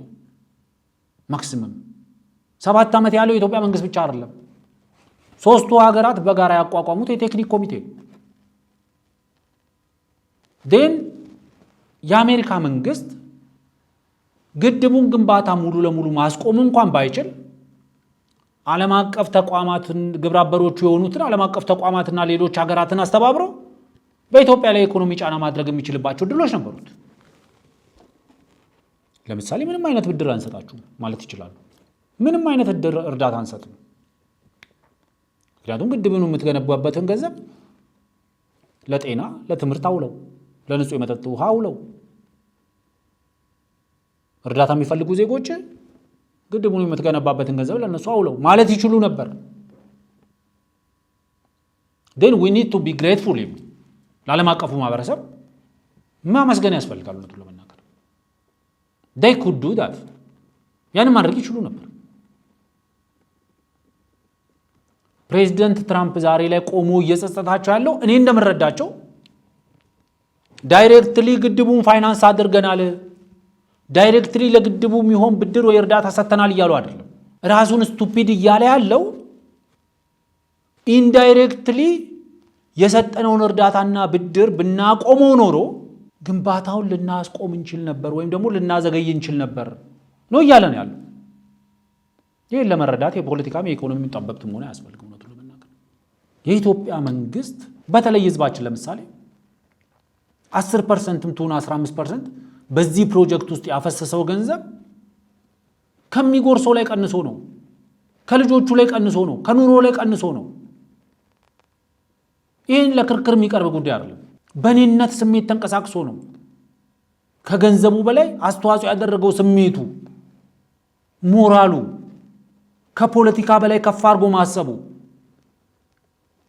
ኢትዮጵያ ተከፋፍላለች፣ ሁሉም የራሱን ክልል ይዟል በሚባልበት ሀገር ጉባ ጫፍ ላይ ለሚገነባ ግድብ ጫፍ፣ ምዕራብ ጫፍ ላይ ለሚገነባ ግድብ ምስራቅ ጫፍ ላይ ያለ ሰው አዋጥቶበታል። ደቡብ ጫፍ ላይ ያለ ሰው አዋጥቷል። ሰሜን ጫፍ ያለ ሰው አዋጥቶበታል። ይሄ የሚታወቅ ሀቅ ነው። የኢትዮጵያ መንግስት ከተለያዩ ፕሮጀክቶች ላይ እየቀሸበም ቢሆን ፋይናንስ አድርጎታል። የኢትዮጵያ መንግስት ከፕሮጀክቶች ከመደበኛና ከካፒታል በጀቶች ላይ እያነሳ ለዚህ ፕሮጀክት ሲያውል ዓለም አቀፉ ማህበረሰብ የኢትዮጵያ መንግስት የጎደለበት ቦታ ላይ እያገዘ ነበር። we need to be grateful ለዚህ አላገዛችሁንም ማለት አያስፈልግም። አልተባበራችሁንም፣ አልረዳችሁንም ማለት አያስፈልግም። ዳይሬክትሊ ኦር ኢንዳይሬክትሊ ረድተውናል። ሳሊኒ ኮንስትራክሽን በዚህ ግንባታ ሂደት ውስጥ ከፍተኛ ዋጋ ከፍሏል። ብዙ ፕሮጀክቶችን እኮ ግብጽ ውስጥ አጥቷል። ሳሊኒ የውጭ ድርጅት አይደለም፣ ሀገር አለው። ጣሊያን ለምሳሌ የአሜሪካ መንግስት ሳሊኒን እንደዚህ አይነት ግንባታ ውስጥ እንዳይሳተፍ የጣሊያን መንግስት ጫና እንዲያደርግበት ማድረግ ይችል ነበር። ማለት ሁሉንም ራሳችን በራሳችን አደረግነው ስንል አንዳንዴ ከጀርባ ያሉ ነገሮችን መርሳት አስፈላጊ አይደለም። ቅድም እንዳልኩት ነው። አንተ የሚያስፈልግ ልብስ ነው እንጂ የጦር መሳሪያ አይደለም ብሎ የልብስ መግዣ ያለውን ሰውዬ አይ እኔ የልብስ መግዣ ነው የምሰጥህ ካልከው የልብስ መግዣውን ገንዘብ ወደ ጦር መሳሪያ መግዣ ላይ ያውለው ይችላል። እኛ ለግድቡ ፋይናንስ አላደረጉንም እነ ወርልድ ባንክ ዳይሬክትሊ ለህዳሴ ግድብ ብሎ የአሜሪካ መንግስትም የመካከለኛው ምስራቅ መንግስትም ኦር የአውሮፓ መንግስት ዳይሬክት ድጋፍ አላደረጉም። ዳይሬክት ድጋፍ አላደረጉም ማለት ግን ኢንዳይሬክትሊ አልረዱንም ማለት ግን አይደለም። የኢትዮጵያ መንግስት ያለነሱ ብድርና እርዳታ መንገዶች መስራት ካለበት ይሰራ ነበር። ከምን ቀንሶ? ከህዳሴ ግድብ ገንዘብ ላይ። እነሱ ስንዴ የሚሰፍሩላቸው በጣም በሚሊዮን የሚቆጠሩ ዜጎች ነበሩ። ህዳሴን እየገነባ ነው። እነ ወርልድ ባንክ እና አይኤምኤፍ ብድር ሰጥተው እኮ የሚሰሩ መንገዶች ነበሩ እኮ። እነዛ መንገዶች ወይ አይሰሩም ነበር ወይ ደግሞ ከሌላ ፕሮጀክት ላይ አምተን እንሰራቸው ነበር ማለት ነው። ስለዚህ ኢንዳይሬክትሊ ደግፈውናል። ለዚህ ማመስገን ተገቢ። ለዛውም ስቱፒድሊ አይደለም የደገፋችሁ። አትሊስት በጤናው ሴክተር ስለደገፋችሁን፣ በትምህርቱ ሴክተር ስለደገፋችሁን፣ በመንገድ ሴክተር ስለደገፋችሁን፣ በኢንዱስትሪ ፓርኮች አካባቢ ስለደገፋችሁን፣ በተለያየ ሴክተሮች ላይ ስለደገፋችሁን፣ ዜጎቻችንን ጭምር ስንዴ ሰፍራችሁ ስለመገባችሁልን ነው እኛ ግድቡን የገነባው። ምክንያቱም ላየን ሼሩን ያወጣው መንግስት ነው። መንግስት ደግሞ ከየትም ሊያመጣው አይችልም። ከተለያዩ ፕሮጀክቶች ላይ ተቀሽቦ ነው። እነዛ ፕሮጀክቶች ላይ ሲቀሸብ እነዛ ፕሮጀክቶች ላይ የተፈጠሩ መጓደሎችን እነዚህ ወዳጅ ሀገራት ተሸፍነውልናል። ከምስራቅ እስከ ምዕራብ ያሉ ወዳጅ ሀገሮች፣ መካከለኛው ምስራቅ ውስጥ ያሉ ወዳጅ ሀገሮች that's the reality, this is the fact። ያ ሪያሊቲ ነው። ይሄ ፋክት ነው። ብዙ እንትን እዚህ ውስጥ ምን ማድረግ ያስፈልጋል። ዋናው መሰረታዊው ነገር በዚህ ውስጥ ለምሳሌ የታችኛው ተፋሰስ አባል ሀገራት ላይ ወይም ደግሞ ወደ ናይል የሚፈሰውን እንኳ ሚኒማይዝ ያደርጋል ብለዋል ፕሬዚደንቱ በጽሁፋቸው ውስጥ። በዚህ አተካሮ መግባት ለምን ያስፈልገናል? እውነቱን ለመናገር at this point ለመመረቅ የወራት ዕድሜ በቀረው ፕሮጀክት ላይ የውሃ ፍሰቱን ይቀንሳል አይቀንስም የሚል አተካሮ ውስጥ አንገባም። አሁን it's too late for that። እውነቱን ለመናገር ዋናው መሰረታዊ ነገር ጠቅላይ ሚኒስትሩ የዋሽንግተኑ ድርድር ሊቋጭ ሲል የተደራዳሪ ቡድኑን ከናማካሪዎቻቸው ሰብስበው ምንድን ነው ያሏቸው? ዶክተር ያዕቆብ አርሰኖ የሚሉትን ሰምተን እንመለስ። የዋሽንግተን ድርድር የመጨረሻው ጥርና የካቲት በተደረገው ድርድር ላይ መመሪያ ለመውሰድ የኢትዮጵያ ተደራዳሪዎች ክቡር ጠቅላይ ሚኒስትር አብይን ጠይቀው ነበር። እንግዲህ ድርድር በአንድ በኩል ብዙ ጫና ስላለው የአሜሪካም የዓለም ባንክም ስለተደረበበት ካሁን በፊት እንደሚደረገው አይነት ቀላል አይደለም። ወይም ከዚህ ድርድር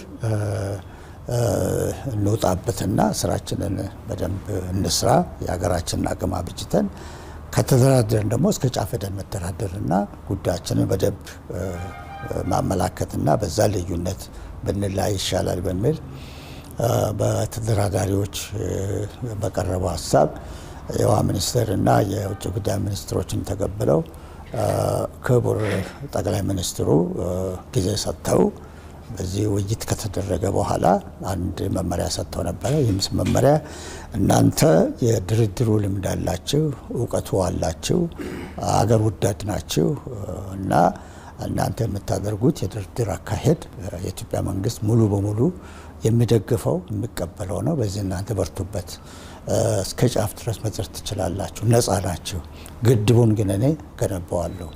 ስለዚህ በሁለት አቅጣጫ በድርድሩ እናንተ ሄዱበት፣ በግንባታው እኔ ሄድበታለሁ በሚል አይነት መመሪያ ሙሉ ልብ ይዘን ነበር ሄድነው ወደ ዋሽንግተን። 2 ቀን ላይ ያልቃል የተባለው ምክክር 3 ቀን ከዛም 4 ቀን እሱም ረፋዱ ላይ የአሜሪካ ጫና ሲበዛ በኢትዮጵያ በኩል ደግሞ እምብታውም ስለበዛና ቁርጡ ስለተነገራቸው ድርድሩ ተቋርጠው እንግዲህ እዛ ላይ ነው ያበቃው። ቃል በቃል ጠቅላይ ሚኒስትሩ መልሳቸው ይሄ ነው። እናንተ ተደራደሩ፣ እኔ ገነባለሁ። እስከ ገነባነው ድረስ ውሃን ሞላለን። ወዳጆቻችን ላይ ምንም አይነት ተጽዕኖ አያደርስም አይደለም። ሲግኒፊካንት የሆነ ሃርም እንዳይከሰት ነው የምንጠነቀቀው። ሲግኒፊካንት የሆነ ኢንሲግኒፊካንት የሆኑ ነገሮች ሊከሰቱ ይችላሉ። ውሃችንን ተጠቅመን የመልማት ፍላጎት አለን። አዋለን በውሃችን ተጠቅመን ሃይድሮኤሌክትሪክ ፓወር ብቻ ነው የማመንጨት ፍላጎታችን አይደለም። ለመስኖም እንጠቀመዋለን። ለተለያየ መንገድ ልንጠቀምበት እንችላለን። ስለዚህ ዋናው መሰረታዊ ነገር ፕሬዚዳንቱ በጽሁፋቸው ውስጥ ያስቀመጧቸው ነገሮች በዝምታ መታለፍ የሚችሉ ነገሮች ናቸው። የኢትዮጵያ መንግስት ላይ በግልጽ በዋሽንግተን ድርድር ላይ ፕሬዚዳንት ራምሃንድ የተናገሩት ነገር ነበር። ግድቡ ግንባታው ሲጨርሱ እኔም በተገኝቼ መመረቅ እፈልጋለሁ። የኢትዮጵያ መንግስት መጋበዝ አለበት ባሉት መሰረት ግድቡን ግንባታ አጠናቀናል፣ ሙሌቱን አጠናቀናል። የአስዋን ግድብ አንድም ጉድለት የለበትም። የታችኛው ተፋሰስ ሀገራት ላይ የተከሰተ ምንም አይነት የውሃ እጥረት የለም። ስለዚህ ኑና አብረን እንመርቅ ማለት ይቻላል። የኢትዮጵያ መንግስት ይህን መግለጫ መስጠት ይችላል።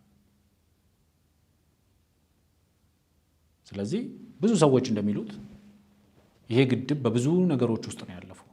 በተለይ ጠቅላይ ሚኒስትር አብይ አህመድ ወደ ስልጣን ሲመጡ አረም የበላው ፕሮጀክት ሆኖ ነበር። ላይክ እንደ ማዳበሪያ ፋብሪካዎቹ፣ እንደ ስኳር ፋብሪካዎቹ። በአንድ መድረክ ላይ ጠቅላይ ሚኒስትሩ ሲናገሩ ሰምቻለሁ። የህዳሴ ግድብን ከነበረበት ለማንቀሳቀስ ስራውን ለመጀመር 1 ሚሊዮን ዩሮ ያስፈልግ ነበር። 1 ሚሊዮን ዩሮ ያስፈልግ ነበር ነው ያሉት።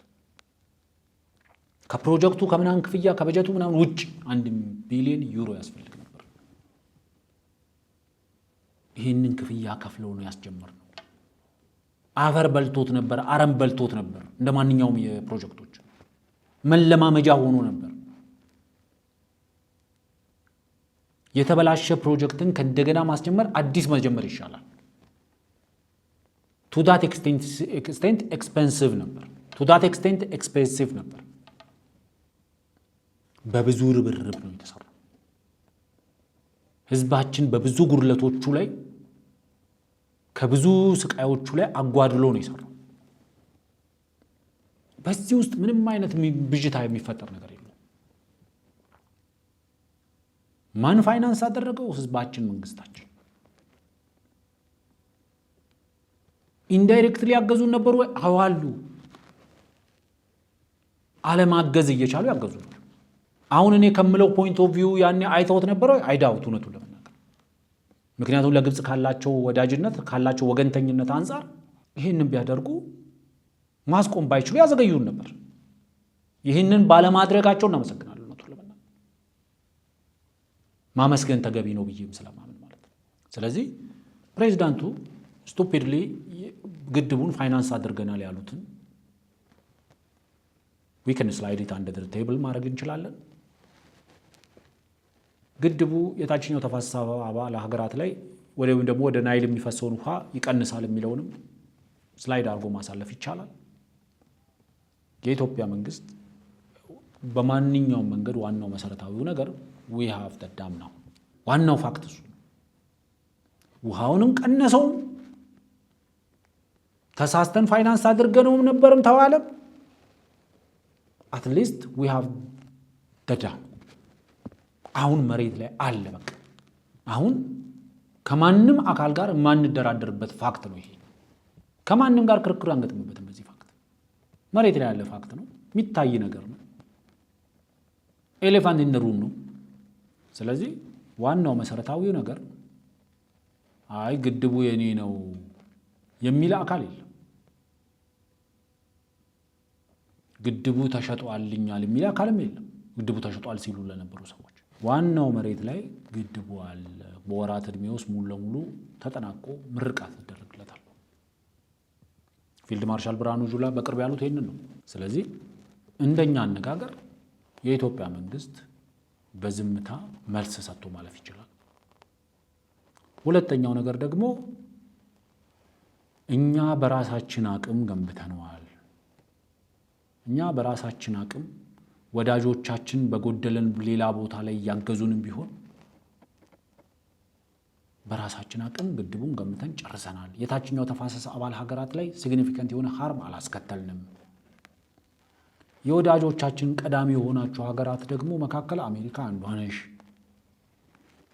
ኑ አብረን ሪበን እንቁረጥ ብሎ መጋበዝ ይቻላል። ኢንክሉዲንግ አልሲሲንም ጨምሮ ማለት ነው። ኢንክሉዲንግ ቡርሃንንም ጨምሮ ማለት ነው። ኑ ሪበን እንቁረጥ ማለት ይቻላል። ኑን መርቀው። ምክንያቱም የነሱ ጫና አበርትቶናል። በተለይ የግብጽና የሱዳን ጫና አጠንክሮናል።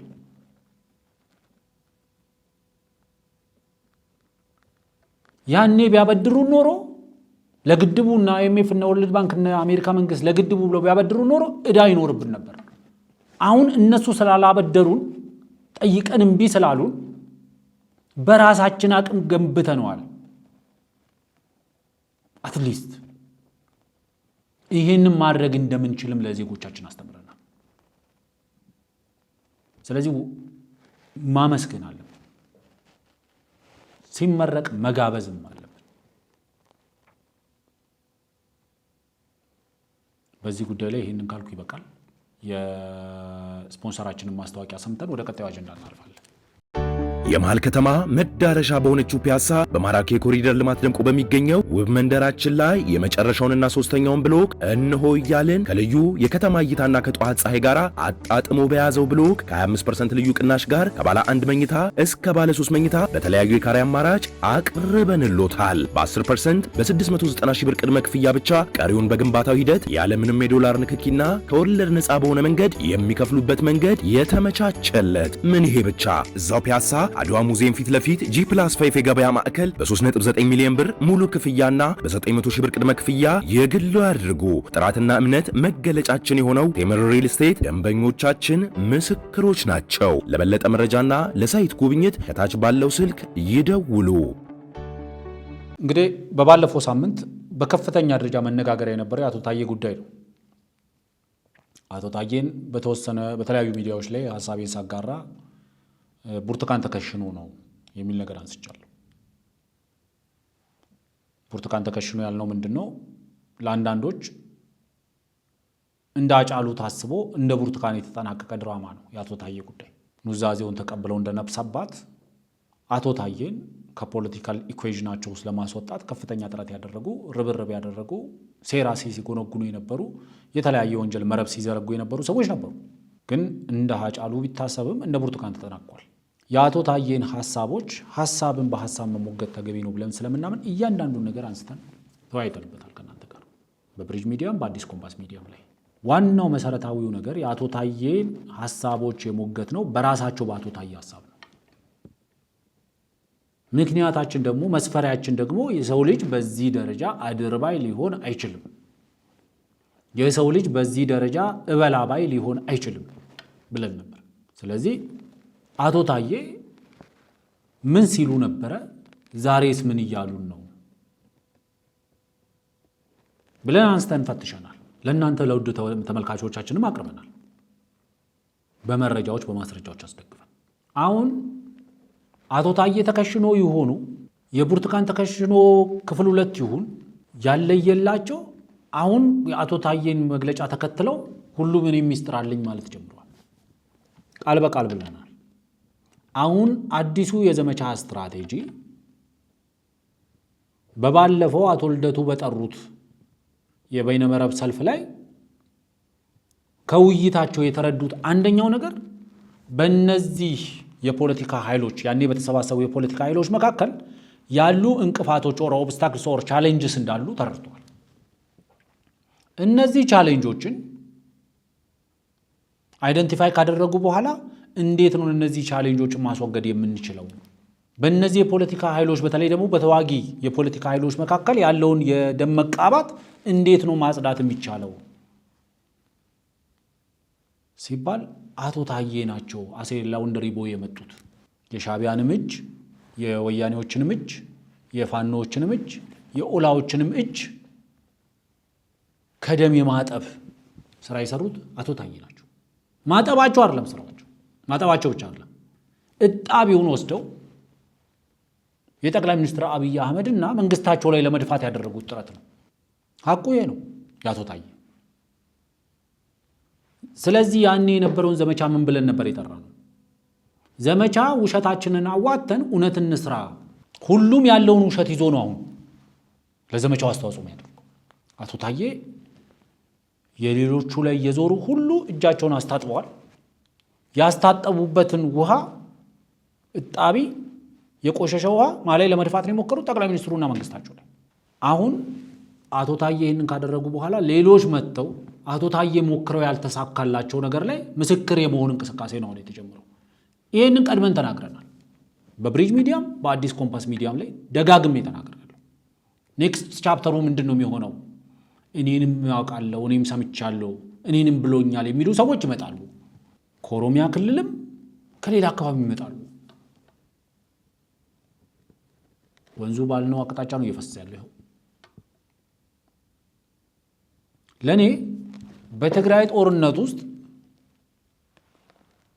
በፊት አውራሪነትና በፊት ለፊት ባንዲራ ያዥነት ከተሳተፉ ሰዎች የማይረሱ ሰዎች አሉ ከተባሉ አቶ ታዬ ደንዳና አቶ ገዱ አንዳርጋቸው ናቸው። ጠረጴዛ እየደበደቡ ሰዎች ስለሌላ ነገር ሲያወሩ እየተሳደቡ ጭምር አቶ ገዱ በደሴ መድረክ ላይ እኮ አንድን ሰው እኮ ምን አይነት ማፈሪያ ነህ እኮ የሚል ነገር ተናግረዋል። የአቶ ገዱን ንግግር አይተን እንመለስ። ጠላትን ለመመከት ካስፈለጋችሁ ካመናችሁ ይሄ ጠላት መቀበር አለበት፣ በዚህ መቃብር መሳተፍ አለብን። ለአማራ ህዝብ ለአሁን ብቻ ሳይሆን ለወደፊትም ዘብ መሆን አለብን ካላችሁ ቁጥር 1 መከላከያ ተቀላቀሉ፣ ቁጥር 2 ልዩ ኃይል ግቡ። የዚህ ጊዜ ቀዘቀዛችሁብኝሳ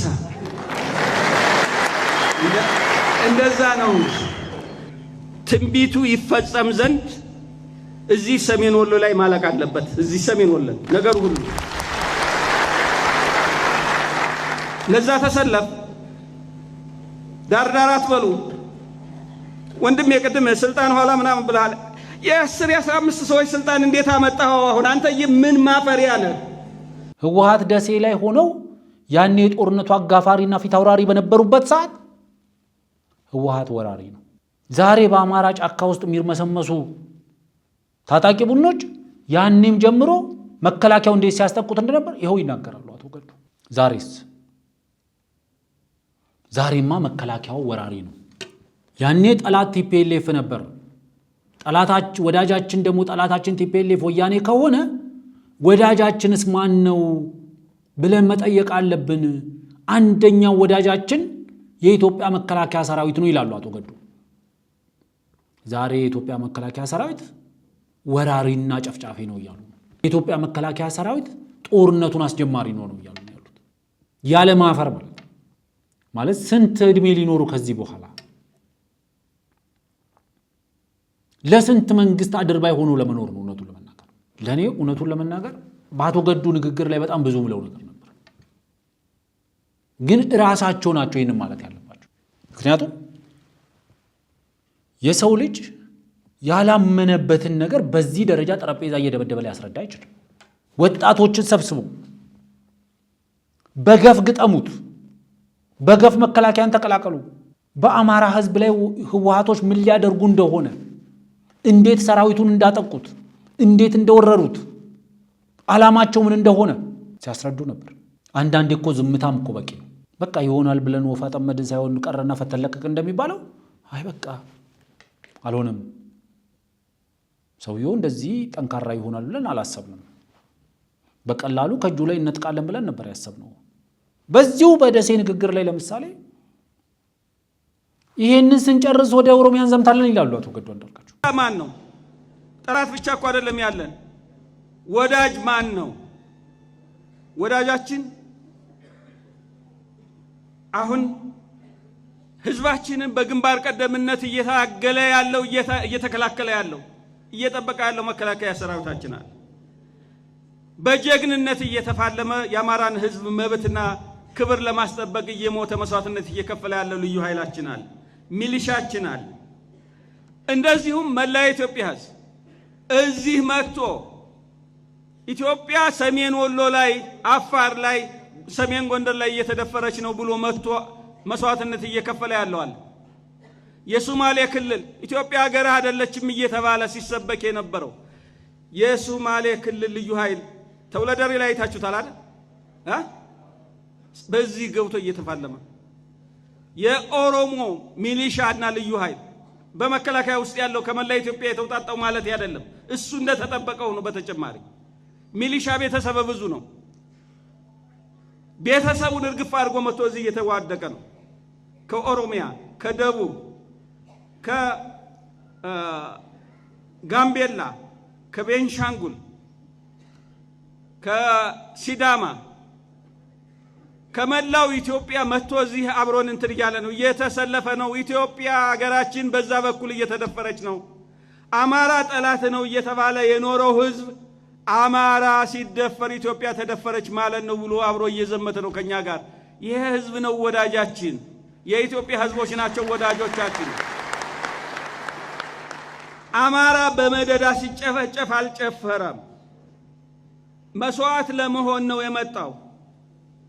አማራ ንብረቱ ሲዘረፍ ነው መስዋዕትነት ለመሆን ለማዳን የመጣው አብሮ ለመሰለፍ። ይሄ ህዝብ ነው ወዳጃችን።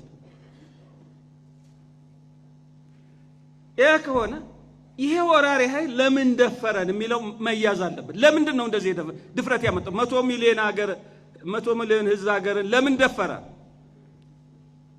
እንደገና ደግሞ ይሄንን ወሎ ለምን መግቢያ ያደረገው የሚለው በእያንዳንዱ አእምሮ ውስጥ እየተመላለሰ ጥያቄ የሆነ መልስ መስጠት ያለብህ አንተ ነህ። ለምን ደፈረ? ቁጥር አንድ የተማመነበት የሱን ጥንካሬ አይደለም። ቁጥር አንድ የተማመነበት የአማራ ህዝብ የተበተነ ነው፣ የተደራጀ አይደለም። የተደራጀ ጥቂት የተበተነን ሚሊየን ሊበትነው ይችላል። በዚህ መንገድ ማንም አያቆመኝም ብሎ ነው። የተበተነ ነው ማለት ምንድነው? ሐሳቡ ብጥስጥስ ያለ ነው። እርስ በርሱ የሚናቆር ነው። አልተደራጀም። የተበታተነ ነው። በስርዓት የሚመራ አይደለም ብሎ ስለሚያስብ ይሄ በተግባር ገጥሞናል። እውነቱን ነው። መደማመጣተን ብዙ ነገር ያጣነብን። እንግዲህ ቅድም አለሙ እንዳለው ከቆቦ ጀምሮ እኔ ቆቦ እንደነገ ሊካሄድ ማነው ሊያዝ በጠላት ቁጥጥር ሲገባ እንደ ትናንትና ነበርኩ ማለት እንደ ዛሬ ነበርኩ። ከዛ ጀምሮ የነበሩት ምንድናቸው? ቁጭቱ አለ። ጠላትን ጉዳት እያደረሰብኝ ነው ብሎ እዛው የደረሰበት አካባቢ ይቆጫል፣ ግን መደማመጥ አልነበር። ይሄ ያስከፈለን ዋጋ ልንገራቸው፣ ለጠላት ምን ያህል እንዳገዘ ብዙ ምሳሌዎች አሉ። ሁለት ላንሳላችሁ። በየቦታው እንትን እያልኩ የማነሳቸው ናቸው። አንድ መርሳ ላይ ወጣቱ በዛው በአካባቢው ሰለጠነ፣ በአካባቢው ተደራጀ ኋላ ግን የእውነት አደረጃጀት አልነበረም። ብዙ ይሄ ሞቭ ዝም ብሎ የጅምላ እንትን የነበረበት ነው። መከላከያ ከወልዲያ ጊዜው ስላለፈ ልንገራችሁ፣ በጭፍራ በኩል ይሄ ከባድ መሳሪያ ተተኳሽ ጎደለው እና ያንን ለማሟላት ጭኖ ከወልዲያ ቀንሶ ወደ ጭፍራ ለማዞር በመርሳ መጣ። መርሳ ላይ ሲደርስ ይሄ ሰለጠንኩ የሚለው በአግባቡ ዓላማውን እና በአግባቡ ያልተደራጀ ውስጡን ያላጠራ ወጣት አግዶ ያዘው። 2 ቀን አቆየው። ጦርነቱ መድረስ ያለበት ሳይደርስ ቀረ። ኋላ ለቀ። መከላከያ እንዳይመታም ተቸገረ። ያንን ወጣት ሲያስተባብሩት የነበሩት ወጣቶች የተደራጁ አመራር የሚሰጣቸው ኃይል ያለ ነው፣ መዋቅር ያለው በህቡ የተደራጁ መርሳን ጠላት እንደተቆጣጠረ የመርሳ ከተማ አስተባባሪዎች ሆኑ። አብዛኛው ፋኖ በትግራይ ጦርነት ውስጥ ሲዋጋ የነበረ ፋኖ ቀጣዩ የሰሜኑ በምዕራብ ይደገማል እኮ ነው ሲል ነበር። እንደ ደርግ ጊዜ ደርግ የምስራቁ በሰሜን ይደገማል ብሎ ሄዶ ከሻቢያና ከህወሓት ጋር እንደገጠመው ሁሉ የትግራዩ ጦርነትን ከጨረስን በኋላ ምዕራብ ላይ ሄደን እንወጋለን ነበር ሲል ነበር። ምዕራብ ኦሮሚያ ላይ ሄደን ይሆናል ብለን ወፋ ጠመድን። ይሄ ነው ሳይሆን ቀረና ፈተን ለቀቅን ማለትም ደግሞ አግባብ ነው። ካፈርኩ አይመልሰኝ መሆኑም ተገቢ አይደለም። ጠቅላይ ሚኒስትሩን መቃወም ይቻላል። መሬት ላይ ያለ ፋክት መካድ ግን ሌላ ነው።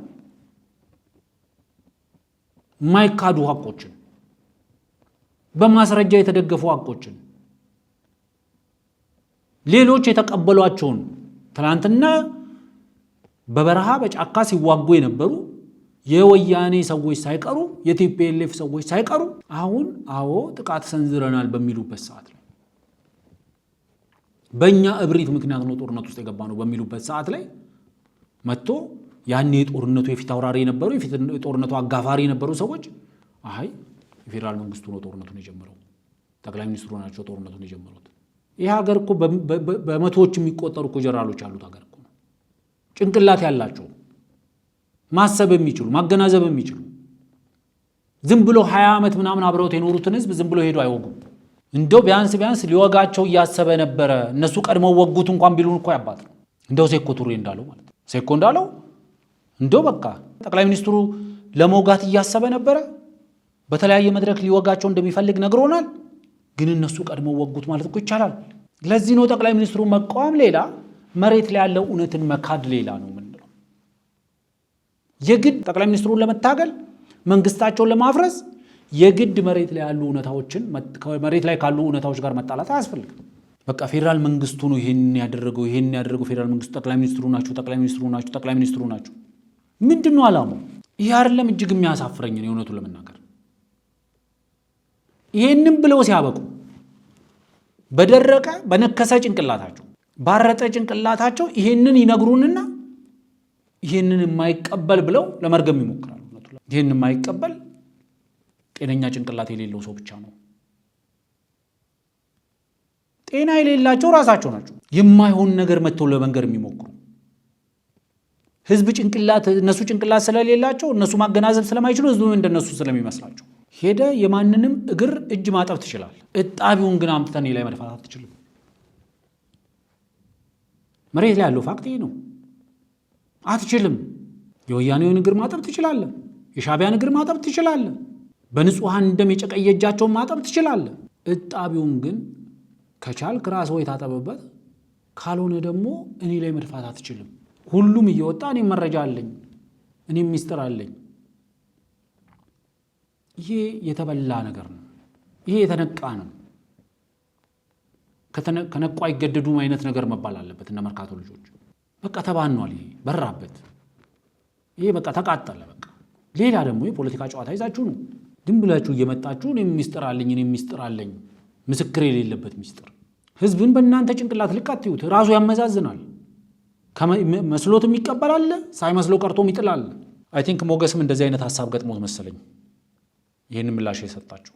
ለኔ እነዚህ ሰዎች ያለባቸው የጭንቅላት ችግር ህዝቡ ከነሱ በታች ብቻ ሳይሆን ከነሱ ያነሰ ብቻ ሳይሆን ህዝቡ ምንም ማገናዘብ የማይችል አድርጎ መሳላቸው። ጀስት ዋን ዌይ ፓይፕላይን ናቸው እነሱ የሰጡትን ብቻ የሚቀበል አይደለም። ህዝብ ያገናዝባል፣ የፈለገውን ይገዛል፣ የፈለገውን ይጥላል።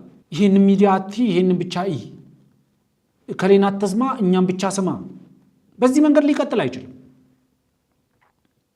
ይሄንን የምትሉት እናውቃለን። ሰውን ለማሸማቀቅ ውሸታችሁን ለመደበቅ። አሁን መሬት ላይ ባለው እውነታ መሰረት ካየነው ግን ምንም የምትነግሩን ሚስጥር የላችሁ። ለሻዕቢያም ሆነ ለወያኔ መገረድ ትችላላችሁ። የነሱ ላውንደሪ ቦይ ሆኜ ማገልገል ፈልጋለሁ ካለ መንገዱን ጨርቅ ያድርግለት ማንም ሰው። ግን ዋናው መሰረታዊ ነገር የምትነግሩን አዲስ ሚስጥር የለም። ውሸት መሆኑን እናስረዳ። ለምሳሌ ስጋ ቁጥር ቢሉት ጣፊያ እንዳለ ነው ምናምን የሚባል ነገር አለ፣ ወይ ደግሞ ሰው ጥራ ቢሉት ራሱ መጣ የሚባል ነገር። እኔም አለኝ አሉ አቶ ልደቱ። እኔም ሚስጥር አለኝ፣ በሰፊው ሌላ ጊዜ እመለስበታለሁ። እኔም ሚስጥር አለኝ። እሺ አቶ ልደቱ ሚስጥሮት ምንድነው ሲባሉ ጠቅላይ ሚኒስትሩ 250 የኦሮሞ የፖለቲካ ልሂቃንን ፖለቲካል ኢሊቶችን ሰብስቦ የተናገረው እውነት አለ። እኔ ደግሞ የሰማሁት በተለያየ አጋጣሚ ከተለያዩ ሰዎች የምሰማቸው ነገሮች አሉ። ያው የተለያዩ ሰዎች የሰሟቸው ጉዳዮች ስለሆኑ እነሱን መደበቅ አለብኝ ብዬ አላምንም እና እዚህ ቀደምም በአጋጣሚ ሆኖ አላነሳሁትም እንጂ ለምሳሌ አሁን አቶ ታዬ የአማራን ህዝብ በሚመለከት ጠቅላይ ሚኒስትሩ ተናገሩት ብሎ የተናገረውን ነገር ብዙ ሰዎች ለማመን ከብዷቸዋል። እኔ ግን ባለኝ መረጃ አሁን አቶ ታዬ የጠቀሰው አዳማ ላይ የተካሄደ 2500 ሰዎች ወይም ካድሬዎች የተገኙበት ስብሰባ። እኔ ግን ከዛ በፊት ይሄ ስብሰባ ተካሄደ ከተባለ ከጥቂት ወራት በፊት ቢሸፍቱ ላይ ደብረ ዘይት ላይ በተካሄደ ስብሰባ 250 ሰዎች በተገኙበት 250 ሰዎች ምሁራን የሚባሉ የኦሮሞ ኤሊቶች የሚባሉ ሰዎችና የኦህዴድ ባለስልጣን ብቻ ተጠርተው በተገኙበት ስብሰባ ላይ ተመሳሳይ ነገር መናገራቸውን ሰምቻለሁ። እዛው ስብሰባው ላይ የተካፈለ የምቀርበው ሰው ለመንግስትም በወቅቱ ቅርብ የነበረ ሰው ነግሮኛል። ይሄ ሰውዬ 250 ሰው በተገኘበት እንዲህ ብሎ ተናገረ አለኝ። ምን ብሎ ተናገረ? የአቢሲኒያን ጦር እንዳይነሳ አድርጌ ፍርክስክሱን ነው የማወጣው። ኤሚሬትስ ወይም ዱባይ 250,000 ጦር ሊያሰለጥኑልኝ ቃል ገብተዋል። ኢሳያስ 250,000 ጦር ሊያሰለጥንልኝ ቃል ገብቷል። ከዚህ በኋላ የአቢሲኒያ ጦር በኢትዮጵያ ሚና አይኖረውም ብሎ 250 ሰው ባለበት መድረክ ተናገረ። ደነገጥና ሻይ ሰዓት ላይ እንዴት ይሄ ሁሉ ሰው ባለበት እንዲህ ብለህ ትናገራለህ ብዬ ስለው የትም አይደርሱም አትፍራ አለኝ ብሎ ነገር። እና አሁን አቶ ታዬ የተናገረው ነገር ለኔ ምንም አዲስ ነገር አይደለም። የአቶ ታዬ ያሉት ትክክል ነው የምለው በዚህ ምክንያት ነው። ምክንያቱም ቀድሜ ይሄ መረጃ ነበረኝ፣ በሌላ መድረክ ተናግሬው አላውቅም። አሁን ጠቅላይ ሚኒስትሩ ስላሉ አቶ ታዬ መቀድሞ አሁን አቶ ታዬ ስለነገሩን አቶ ታዬ ያሉት ነገር ነው ያልገረመኝም። ምክንያቱም ከዚህ ቀደም ሰምቼዋለሁ። እኔ ምንድነው የሰሙት? 250 የኦሮሞ ፖለቲካል ኢሊቶችን ሰብስቦ ጠቅላይ ሚኒስትሩ የት ቢሾፍቱ ሰብስቦ ምን አላቸው? የአቢሲኒያን ሰራዊት እሰብረዋለሁ፣ እንዳይነሳ አድርጌ እሰብረዋለሁ። ደኑ እንዴት አድርገው ነው ሰራዊቱ የሚሰብረው? 250 ሺህ ሰራዊት ዩኤኢ ታሰለጥልልኛለች፣ 250 ሺህ ኤርትራ ኢሳያስ ያሰለጥልልኛል። ደኒ ይሄ ሰራዊት አሁን ያለውን ሰራዊት እሰብረዋለሁ፣ በትነዋለሁ፣ ይሄ ተኬ ሰራዊት ይሆናል ማለት ነው ብሎ ሲናገር በመድረኩ ላይ የነበረ ሰው ሰምቶ ነገረኝ። ይሄ ሰው ጠቅላይ ሚኒስትሩ መድረኩን አጠናቆ ሲወርድ ጠብቆ እንዴት በህዝብ ፊት ይሄንን ትናገራለህ ስለው ምንም አያመጡም አለኝ። ውሸትነቱን በቁጥሩ ነው። አቶ ታዬ ስንት አለ? 2500። አቶ ልደቱ መጡ፣ አንዷን ዜሮ ቀነሱ፣ 250 ሰዎች። የት? ቢሾፍቱ፣ ከአዳማው በፊት። ከዛ ሰራዊት ቁጥር ጥቀሱ ሲባል 250 ሺህ። ከ2500 አቶ ታዬ አሁን አቶ ልደቱ ጋር መጣና 250 ደግሞ ሌላ ቦታ ጋር ቢሾፍቱ ላይ ከ2500 250 ከዛ 25 እንደዚህ ያላችሁ ልትወርዱ ነው ማለት ነው። አንዳንዴ እንደው የሚመስል ነገር በአግባቡ የተጠና ነገር ይዛችሁ ሰው የነበረ ሰው ሊሰማ ይችላል። አቶ ልደቱ አሁን ከመሰደዳቸው በፊት የቢሾፍቱ ከተማ ነዋሪ ናቸው። ይሄ ስብሰባ ከተካሄደም ሊካሄድ የሚችለው እሳቸው በሚኖሩበት አካባቢ በሚገኙ ሪዞርቶች አካባቢ ነው። በተደጋጋሚ ጠቅላይ ሚኒስትሩ የተለያዩ ስብሰባዎችን እዛ አካባቢ ላይ ሲያደርጉ ስለነበር፣ ስለዚህ ስብሰባ መካሄዱን መረጃ ያላቸው አቶ ልደቱ አቶ ታዬን እንደ ማበረታቻ መድኃኒት ወይም እንደ አደንዛዥ ተጠቀሙና የራሳቸውን ደግሞ ሚስጥር መስራት ጀመሩ ማለት ነው። በ250 በ200 250 ሺህ ምናምን የሚል ቁጥሮች በአቶ ታዬና በአቶ ልደቱ ቁጥሮች መካከል የዜሮ ልዩነት ነው ያለው። በፖለቲካቸውም ተመሳሳይ ነው፣ የዜሮ ልዩነት ነው። ዋናው መሬት ላይ ያለው ሀቅ የሚነግረን አቶ ልደቱም አቶ ገዱም አቶ ታዬም ይዘውት የመጡት እውነት ብለው ይዘው የሚመጡት ነገር የውሸት መዋጮ ነው። የውሸት መዋጮአቸውን እየከፈሉ ነው፣ ውሸት እያዋጡ ነው፣ አዲስ ትርክት ለማዋለድ። ያ አዲስ ትርክት ዓላማው ምንድን ነው? የጠቅላይ ሚኒስትር አብይ አህመድ መንግስት ማፍረስ። እንዴት ነው ማፍረስ የሚፈልጉት? ውሸት ተዋቶ በሚሰራ የእውነት መሰል ትርክት ን ህወሓቶችን ንጹህ ማድረግ፣ ሻዕቢያን ንጹህ ማድረግ፣ የኦሮሞ ነጻነት ሰራዊት ብሎ ራሱ የሚጠራውን ቡድን ንጹህ ማድረግ፣ የኦላን ንጹህ ማድረግ፣ የፋኖን ንጹህ ማድረግ፣ እነዚህን ሁሉ እጅ በማስታጠብ የነሱን በደም የጨቀየ እጅ በማስታጠብ እጣቢውን በጠቅላይ ሚኒስትር አብይ አህመድ መንግስት ላይ መድፋት፣ ጠቅላይ ሚኒስትሩን እንደ ስኬፕ ጎት መጠቀም።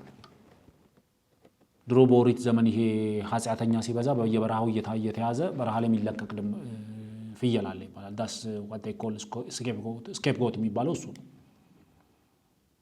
የዝም ብሎ የህብረተሰቡን ኃጢአት እሱ ላይ ተደርጎ ይለቀቃል በረሃ ላይ እንደ መስዋዕት።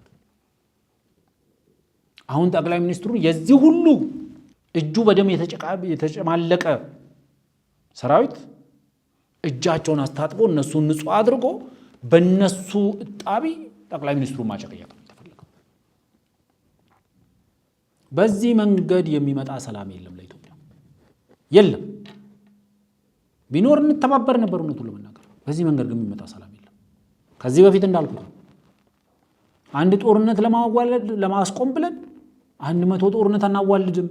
በዚህ ውስጥ በቀጥታም በተዘዋዋሪ ማንሳተፍ፣ ብርቱካን ተከሽኖም ይሁን ታዬ ቁጥር 2ም ይሁን ዋናው ነገር በውሸት ፕሮፓጋንዳ እውነትን ማሸነፍ አይቻልም። ህወሓት ወራሪ ነው፣ ይሄ ፋክት ነው። ህወሓት መከላከያውን አጥቅቷል፣ ይሄ ፋክት ነው። ህወሓት አፋርና አማራን ወርሯል፣ ስለዚህ ህወሓት ወራሪ ነበር፣ ይሄ ፋክት ነው። የጦርነቱ መነሻ ህወሓት ነው። የጦርነቱ ሻዕቢያን ጎትቶ ያመጣው ወደ ጦርነት ውስጥ ህወሓት ነው። የአማራ ታጣቂዎችን ባደረም በነበረም ጎትቶ ወደ ጦርነቱ ያመጣው ህወሓት ነው። የፌዴራል መንግስቱ ወደ ጦርነቱ ያስገባው ህወሓት ነው። ያ ጦርነት ላስከተለው ማንኛውም ሰብአዊም ሆነ ቁሳዊ ውድመት የመጀመሪያ ተጠያቂ ህወሓት። ህወሓት በዚህ በበረኪናም በእንዶድም ብታጥበው ከዚያ አይጸዳም። ሻዕቢያ ወደ ጦርነቱ ውስጥ ገብቶ ብዙ ግፎችን በኢትዮጵያውያን ተጋሮች ላይ አድርሷል። ብዙ ዝርፊያዎችን ፈጽሟል። በእንዶድም በበረኪናም ብታጥበው አይጸዳም ከዚህ ግፉ። ይሄ ሀቅ ነው። ስለዚህ ዛሬ እነዚህ እርስ በርሱ የሚጠፋፋን ኃይል እጅ በማስታጠብ ንጹህ ለማድረግ መሞከር የትም አያደርስም። ሁሉም ሰው ማወቅ ያለበት ነው። መንግስት ችግር የለበትም ምናምን አይደለም፣ አለበት። ከበቂ በላይ ችግር አለ። እናንተ በምትሉት መንገድ ግን አይፈታም። እናንተ ችግርን ሰስተነብል ማድረግ ነው የምትፈልጉት። የጤና ባለሙያዎችን ጥያቄ አራገባችሁ። የመምህራን ጥያቄ እንዲነሳ አራገባችሁት። የታጠቀው ኃይል እንዲነሳ ተራገበ። አሁንስ ምን ላይ መጣ? ወደ አዳራሽ መሰብሰብ ሲጀምር እንዴት ያወያያቸዋል መባል ጀመረ። ባለፈው ሳምንት እንዳልነው አሳፋሪ በሆነ ደረጃ በአደባባይ ተወጥቶ እንዴት ጠቅላይ ሚኒስትሩ መምህራንን፣ እንዴት ጤና ባለሙያዎችን፣ እንዴት አርቲስቶችን፣ እንዴት የህግ ንግዱን ማህበረሰብ እንዴት ያወያያሉ? የጭንቀት የፍርሃት ውጤት ነው። በአደባባይ ተወጥቶ መባል ጀመረ። ተነጋግረን ባለፈውም ብለናል። ብቸኛው የዚህ ሀገር መፍትሄ መነጋገር ነው። በበረሃ በጫካ የተበተነውን ኃይል ወደ አዳራሽ መሰብሰብ ነው። ቃታ ከመሳብ ወንበር መሳብ መጀመር ነው። አሁን ምንፈልገው መፍትሄ ነው።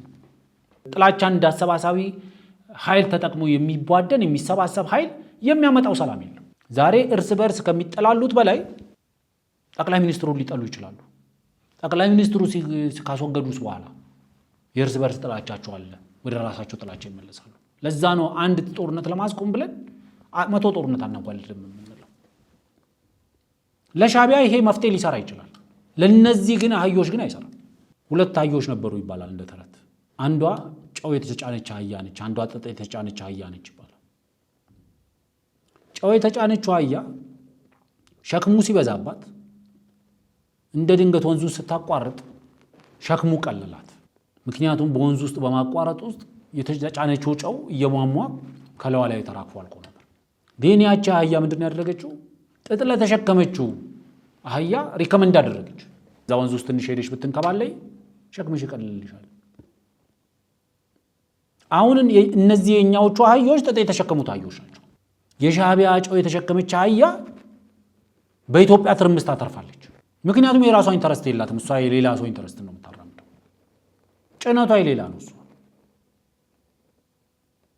የኛ ጥጥ የተሸከሙ አህዮች ይህንን ሰምተው ሄደው ወንዝ ውስጥ እንደመንከባለል ማለት ነው። ዴን የወንዙን ውሃ ተሸክመው ትሄዳል ከነዚህ። ዛሬ ህወሓቶች ምንድን ነው እየሆኑ ያሉት? እንግዲህ ውድ ተመልካቾቻችን የዕለቱ የብሪጅ ሚዲያ ዳሰሳ ፕሮግራማችን ይህንን ይመስል ነበር። የፕሮግራማችን ስፖንሰር የሆነውን የቴምር ሪል ስቴት ማስታወቂያ በማስከተል ነገ በተመሳሳይ ሰዓት በሌላ አጀንዳ እስከምንገናኝ ድረስ መልካም ምሽት። የመሃል ከተማ መዳረሻ በሆነችው ፒያሳ በማራኪ ኮሪደር ልማት ደምቆ በሚገኘው ውብ መንደራችን ላይ የመጨረሻውንና ሶስተኛውን ብሎክ እንሆ እያልን ከልዩ የከተማ እይታና ከጠዋት ፀሐይ ጋር አጣጥሞ በያዘው ብሎክ ከ25% ልዩ ቅናሽ ጋር ከባለ 1 መኝታ እስከ ባለ 3 መኝታ በተለያዩ የካሬ አማራጭ አቅርበንሎታል። በ10% በ690 ሺህ ብር ቅድመ ክፍያ ብቻ ቀሪውን በግንባታው ሂደት ያለምንም የዶላር ንክኪና ከወለድ ነፃ በሆነ መንገድ የሚከፍሉበት መንገድ የተመቻቸለት። ምን ይሄ ብቻ! እዛው ፒያሳ አድዋ ሙዚየም ፊት ለፊት G+5 የገበያ ማዕከል በ3.9 ሚሊዮን ብር ሙሉ ክፍያና በ900 ሺህ ብር ቅድመ ክፍያ የግሉ ያድርጉ። ጥራትና እምነት መገለጫችን የሆነው ቴምር ሪል ስቴት ደንበኞቻችን ምስክሮች ናቸው። ለበለጠ መረጃና ለሳይት ጉብኝት ከታች ባለው ስልክ ይደውሉ።